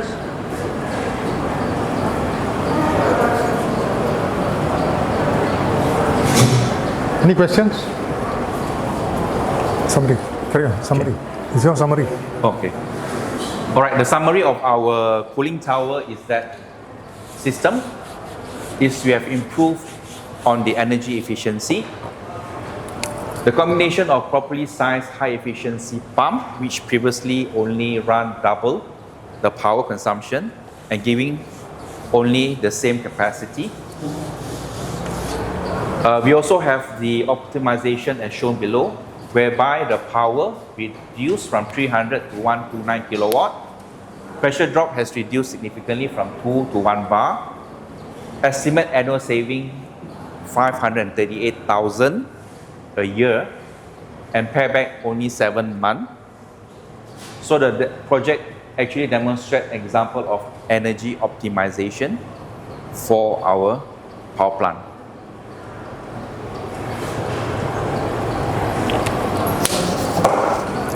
Okay, thank you.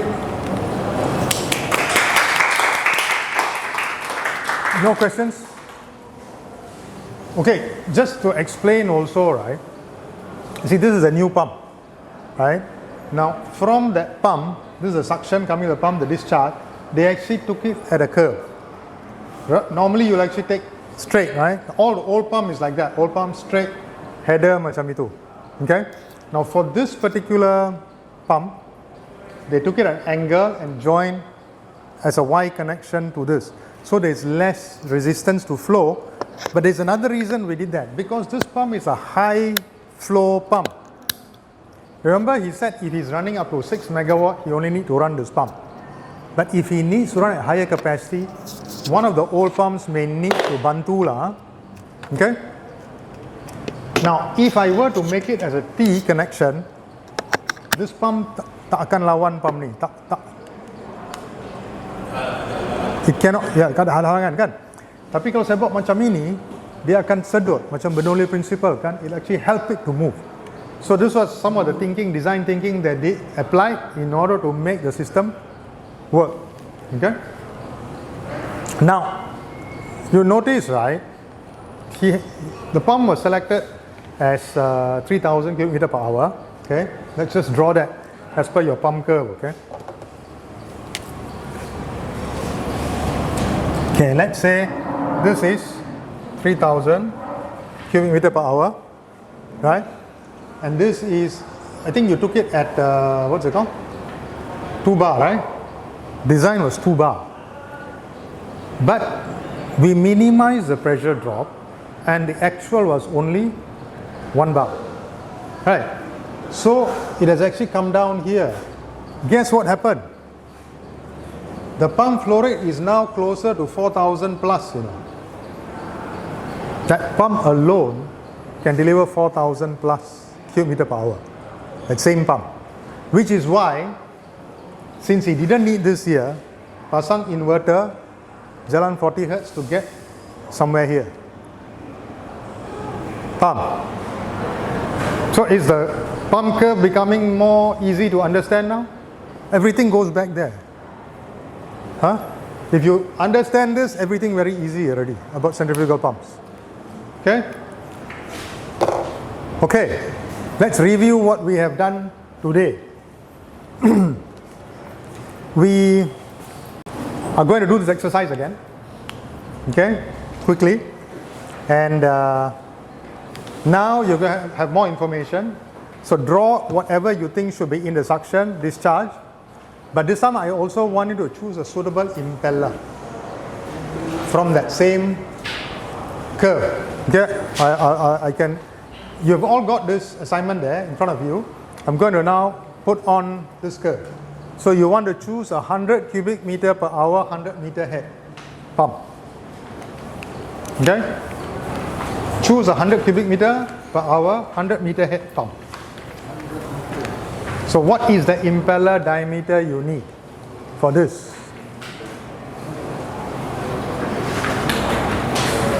Actually, as you do more and more of this, it becomes very easy. Then you know. That's why I'm doing this exercise repeatedly.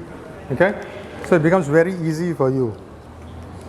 You have the curve somewhere kan? Ada curve kan? Sekarang you nak 100 cubic meter per hour, 100 meter head. Dan apa fitting yang sekarang you dah belajar kan? Apa fitting yang harus ada di sana? Okay?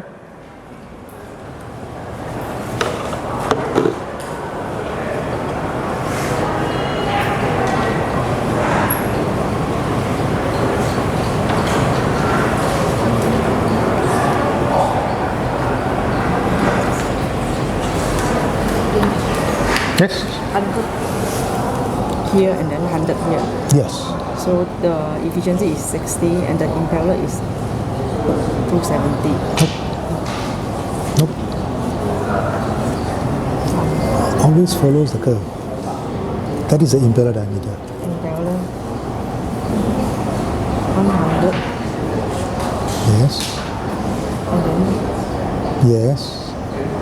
another 100. Yes. Impeller is here.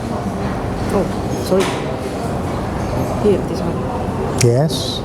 This is the impeller diameter. No. Close. Close. Very close. Got it? Got it. What's your answer?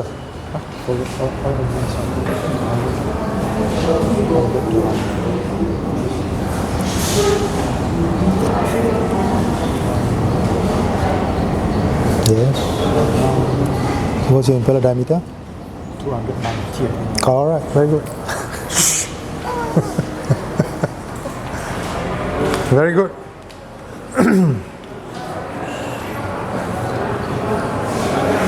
Pang, okay?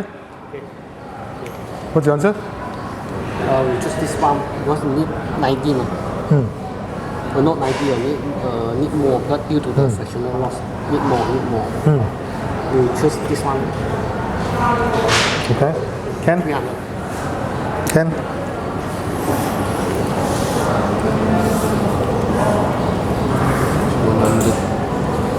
Ah, 100 by 100.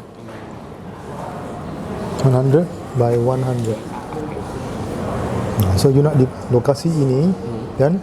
So what is the impeller diameter you need? No. Ini curve dia, yang paling dekat ini. So you kena tinggi sikit. Dia atas dia kan? This one kita follow dia flow, right? So go up lah, go up. Kena naik sedikit sampai sana, sini kan? Jadi ini terlalu kecil. Jadi you kena trim impeller ini kepada saiz lebih kurang 290 lah. Faham?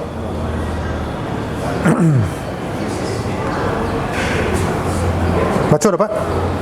200. Hah? Impeller berapa? 270. Dapat? Kamu dapat? Belum. Hah? Dia begini, okey, sekarang impeller 100. Ini flow rate 100 kan? Jadi you lukis garisan ke atas, lukis garisan. Sambung. Okey, cukup. Sini you nak 100 juga kan? Okey, tulis lukis 100 melintang. Okey, ini lokasinya di sini kan? Yang paling dekat impeller ini kan? Yang 285 berapa tu? 285 kan? Tapi 285 tu terlalu kecil. Dia cuma akan dapat pressure di bawah tu, dia tak akan sampai ke sini. Kalau di sini terlalu tinggi kan? Jadi kamu ambil ini, kena ambil ini, trim impeller kepada 290. Faham? Faham ah? Now, regarding the piping, right? If you look at the next sheet, it mentions some of the fittings you should put in, but it's not correct, okay? Okay, you can have bellow. You can have suction bellow. You can have, what's it called? Drain valve, right? You can have vent valve on the discharge side, okay? So there are many other things that can be added to the pump. But remember, on the suction side, it is eccentric reducer, and on the discharge side, it can be a concentric reducer. Okay, remember that, huh? Okay, so this is one important part that we covered today. Now, another thing that we covered today is the different types of pumps. How many different types of pumps are there? Two. What are they? PD, positive displacement and centrifugal pumps. Okay, how many types of positive displacement pumps are there? Two. What are they? Reciprocating and rotating. Rotating. Okay, two types of pumps. Okay, so now, when would you use centrifugal pumps? What kind of application would you use centrifugal pumps for? High flow. Yes, high flow, low viscosity, very good. When do you use positive displacement pumps? No, high capacity is centrifugal. High viscosity. High viscosity, and where you want fixed flow, very accurate flow, fixed volume. Okay, that's when you will use positive displacement pump. Now, can you name a few types of positive displacement? Oh, I can show you here. Wait, there are some questions for you to answer here. Okay, it's not on your sheet, so you cannot cheat this time. Okay? I have the answers on my separate sheet. Okay. When the pump's capacity increases, what happens to the head of pressure delivered by the pump? When the capacity increases, what happens to pressure? Drops, reduces, okay? The more correct answer is the pressure will reduce following the pump curve. Okay? Next question. How can you reduce the power consumed by the centrifugal pump? It's got several answers here. How can you reduce the power consumed by the centrifugal pump? Answer?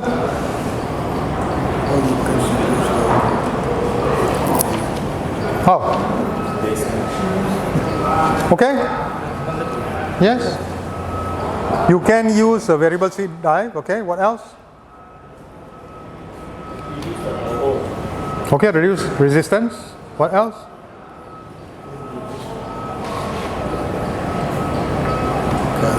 Reduce the flow. Reduce the flow. Right? Okay? See, reducing fittings, like you all said. Reduce the flow rate. Variable speed drive. Okay? You got the answers there. Okay? Okay, when the pump capacity or flow rate increases, what happens to the power consumed? When the pump capacity increases, what happens to the power consumed? Increase. Yes, very good. Power consumed also increases. Okay, next. Next.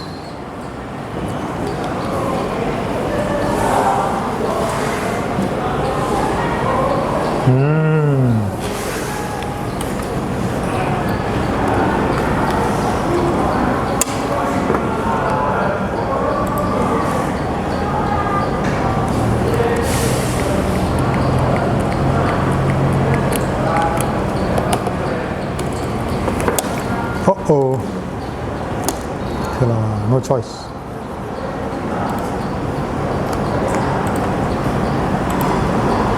Okay, next set of questions. When do we select a centrifugal pump for the application? We answered it just now. When do we use centrifugal pump? Sorry? Sorry? High flow. High flow? Lagi? Low viscosity. Okay? So for high flow, low viscosity fluid like water, centrifugal pumps are efficient for moving large volumes over long distances. Large volumes, that's another thing, large volumes. Okay, next question. When do we select a positive displacement pump for the application? Bila kita pilih PD pump. Okay? Lagi?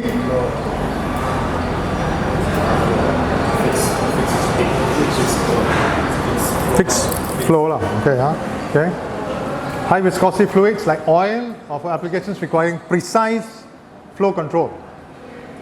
And they are better for thick, viscous or shear sensitive liquids. Right? You missed that, and can deliver a consistent flow regardless of system pressure. Okay?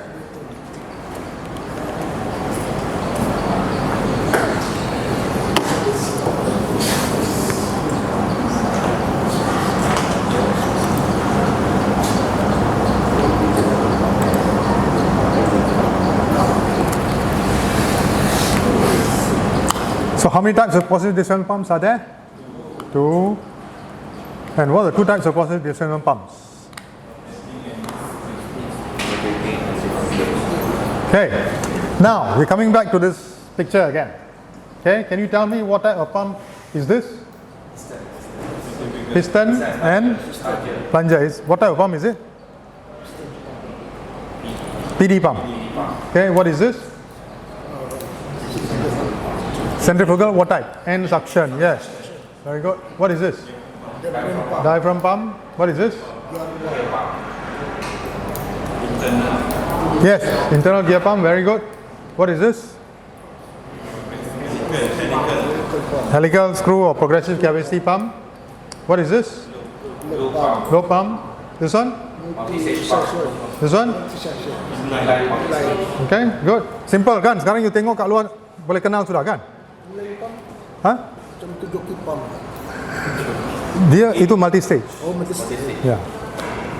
Okay, we've already done this. Okay, we did this to look at how we actually can draw in the connections.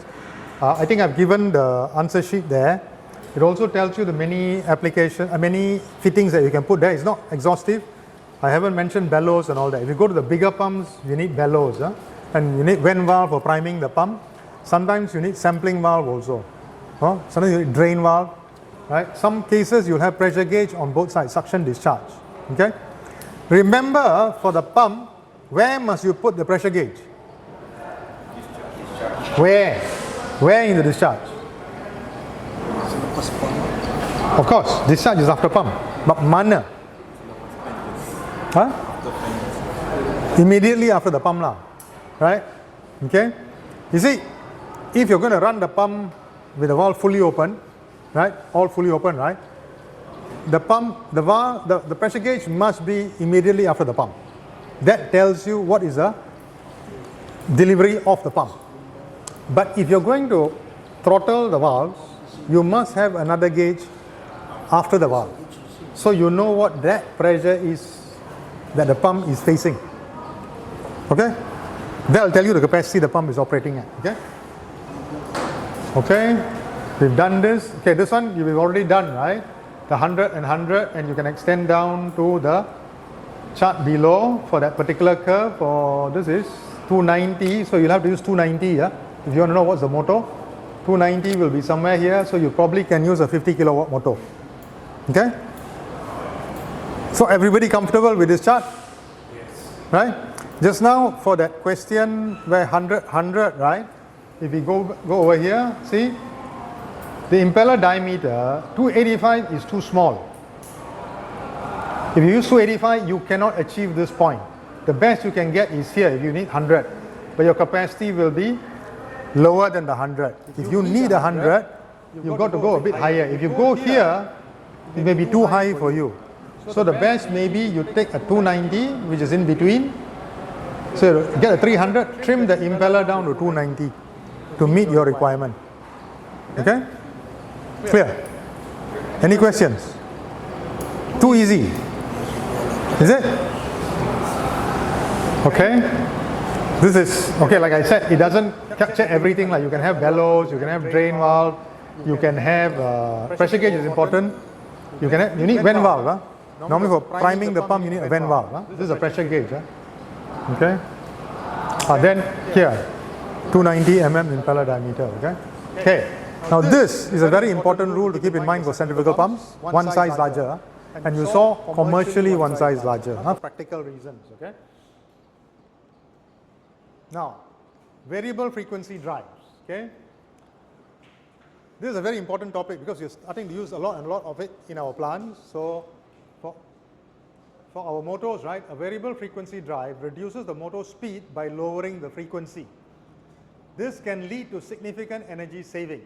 For example, reducing a fan speed by 20% can reduce its power consumption by almost 50%, because power consumption is often related to the cube of speed. Do you understand that or not? Do you understand that or not? Huh?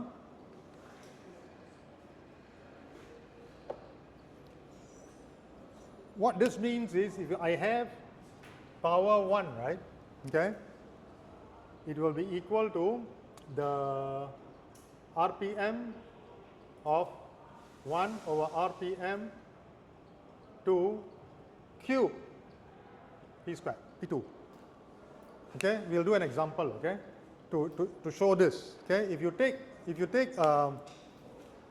see here you said you reduce the fan speed by 20%. Okay, if you reduce the fan speed by 20%, that means it's now running at 80%, right? So now, if you put 0.8 here and cube it, what do you get? Times?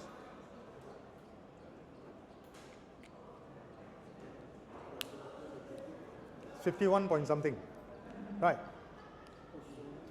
0.5 something, 0.51 something, is it? So 51%, you know. So if you run a pump or a motor at 80% of its full speed, right? You've reduced the power by almost 50%. Audrey, it's in the notes. It's in the notes. Okay? So now, I want to show you the calculation for case study number 4, right? Which Mr. Ling explained just now. If you look at it, right? The pump is actually equipped with a 250 kilowatt motor. right? And the normal 50 hertz motor was operated at 40 hertz, he told you, right? The motor speed has a direct proportional relationship with frequency. Direct. Speed and frequency is directly related. Okay? So, since the speed is now, the frequency is now 40 hertz, the speed is now 80%. So, if you do that calculation, you will get 128 kilowatt. His actual reading was 129 kilowatt. You see or not? Tak boleh lari. Okay. Any questions? Clear or not? Clear? Chin? You look like you have a question? Okay. Now, this is a mistake we have all been making. I want to apply the same concept to cooling tower fan. Right? For cooling, I tell you what, look, I changed the presentation over the weekend and there are different slides. I will ask Zubai to give you the slides. So you don't have to, I'll give you all the slides with all the YouTube links as well. Okay? So just look at it here. See, let's say a cooling tower fan is equipped with a 15 kilowatt motor. Is your cooling tower 15 kilowatt? 11. Okay, we will do 11 calculation. Yours is how many kilowatt? 11 lah, same. 15. Yeah, new. The old is 15. Okay. Let's take the 15, right? If you take a 15 kilowatt motor and if we run two cells, one with fixed speed, this is what we've always been doing, right? One we run fixed speed, the other one, what's it called, variable, right?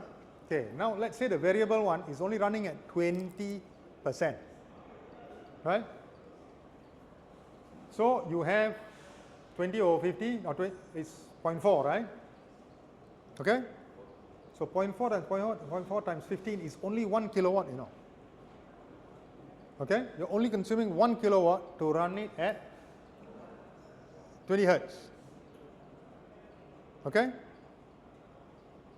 Which means your total is 15 for one and another one is only 16, 1, so it's 16 total. But what happens if we run all three fans at 60% speed? 0.6, 0.6, 0.6 times 15 times 3 fans, baru 10 kilowatt. It's actually cheaper. That means you better go and buy inverter, put for all the fans and run it like this. You understand? And if you were to run all the cells with water and with a fan, your evaporation will actually be greater. The water temperature will be lower, your chiller may even be more efficient. So we missed out here. This is an area where you all can improve. Okay, any questions? Any questions here? If not clear, I'll give you the revised notes. I'll give you all the revised notes. Okay. Okay. This is for boilers. Okay. For boiler, we have a tank called a deaerator. Right. Now, the deaerator has got steam introduced to keep the water hot, and then you will have the pump located far below. And this pump will deliver the hot water to the boiler. The question, why is it that we normally install the deaerator very high? You won't see the deaerator sitting on the ground floor. Why do we put the deaerator very high up? Bong? Two? Why?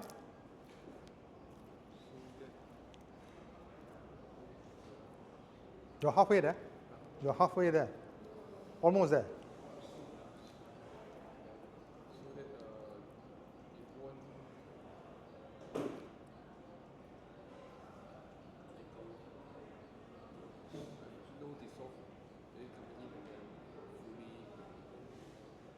Okay, halfway there. Chin? No? Okay. Steam engineer. Pang. Because the water is a very high temperature and the pump suction says low pressure, then the hot water they will evaporate to become steam. They will cause contamination. You understand? All of you get it?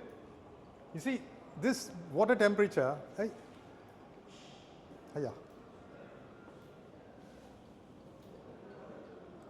Boiler feed water temperature is normally about 100 over degrees, right? What is the boiling temperature of water? 100 degrees. Now, remember what we said about net positive suction head? What we are using is the net positive suction head. What we are doing is, we put a pressure over here, normally about 3 psi, right? Maintain the temperature high, put this tank high because you remember your formula in school, pressure is equal to H rho G. Ingat?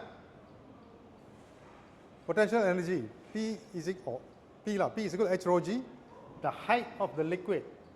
So the pressure over here will be higher and it prevents the water from boiling. That's the trick. Otherwise, like what you said, this will become vapor and the pump will airlock and that's it, your boiler is gone. Okay? So this is another area where the pump curve is important and how we apply the concepts that we learn from the curves and all that. Huh? Okay, there's a list of questions here. Please scan and do the questions. You need to get a passing mark to qualify for lunch. Huh? There are, as it says here, the earlier questions have got single answer. Later on, there are multiple answers. They'll tell you there are multiple answers. But towards the end, right, the second last question, there's a mistake. That should be suction. The last question is discharge. Huh? So please attempt the questions. Boleh buka? Boleh ya?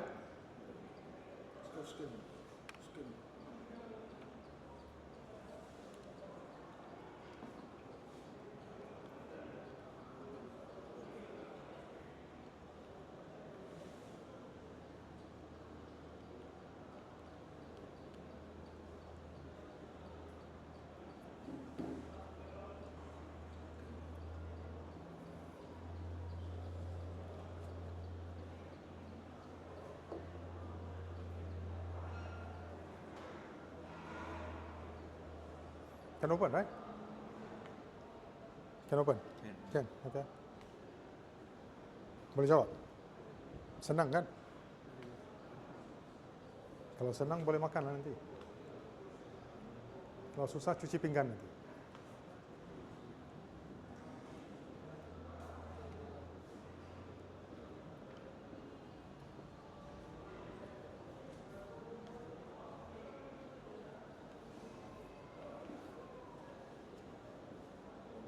Okay?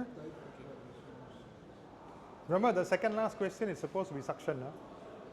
Second last.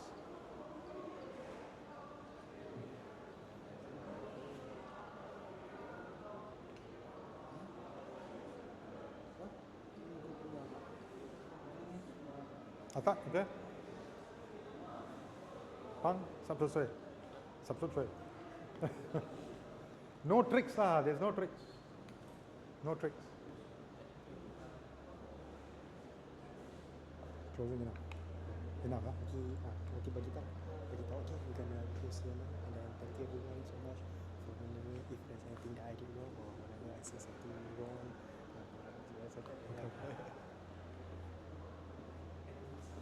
Huh? 5-10 minutes lah for that. Kan tarik juga. Macam lama lah. Instead of like just pay it. Okay, thank you guys. That's it.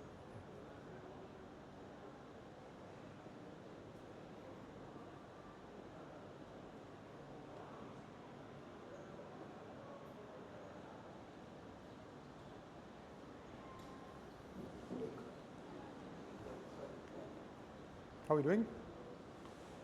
Habis? Sikit lagi. Sikit lagi ya.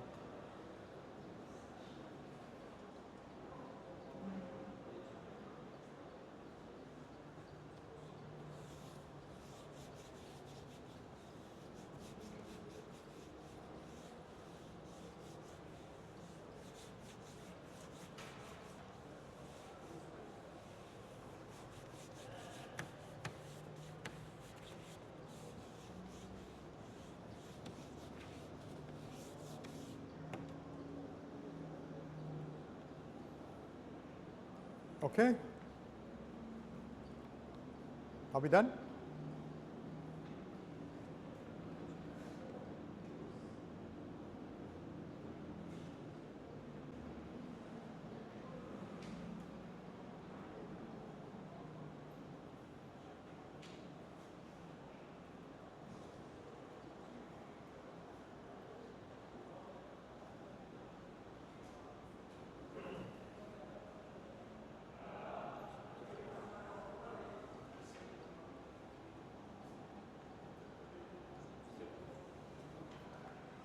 Done. Siap. Siap. Got the same score. Berapa? Berapa? 12 out of 15. Pass lah. You notice why the second last question was a mistake. It's just copy paste and then I didn't change the word. But from the answers you will know lah. Which is suction, which is discharge. Yeah. Okay, Wong? Finish.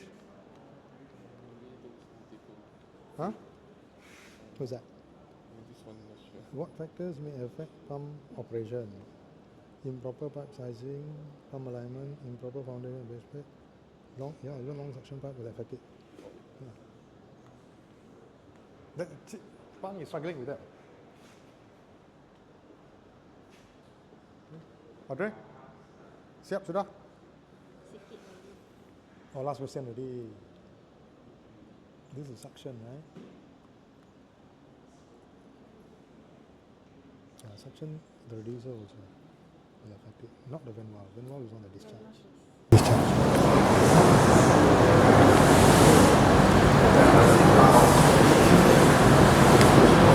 Okay? Okay. Pass.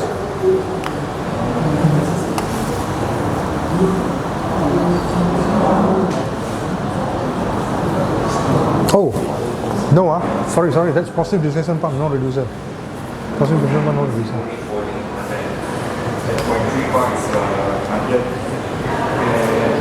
Okay, everyone? Okay, okay, you can do it at your own time then.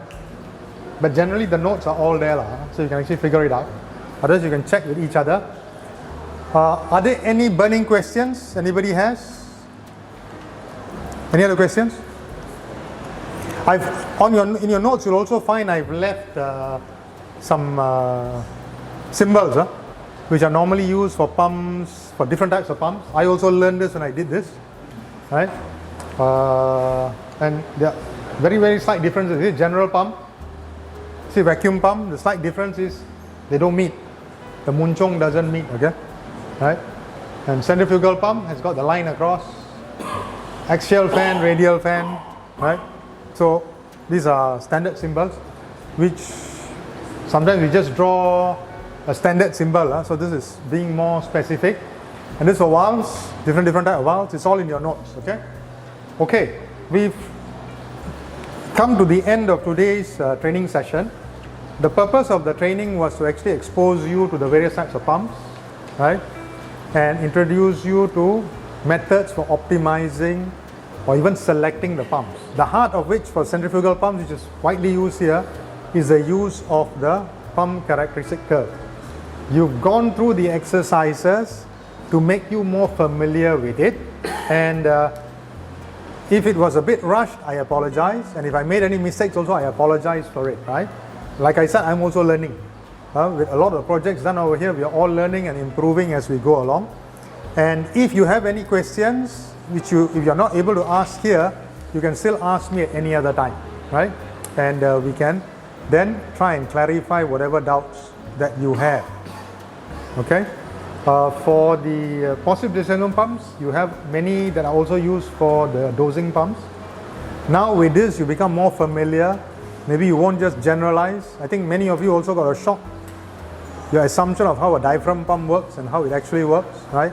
So this was to introduce all these concepts to you, right? So it makes it easier for you to understand or even debug. If something happens, something goes wrong, you can actually figure out, oh, this is what I need to look at, this is what I need to look at, right? It makes the work easier.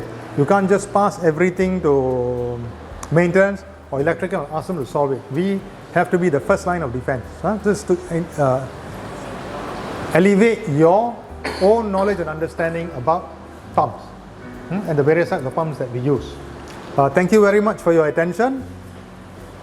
Please also do fill in the feedback forms so that I can actually know how we have done today. Now, I want to add another question at the bottom of the feedback form, right?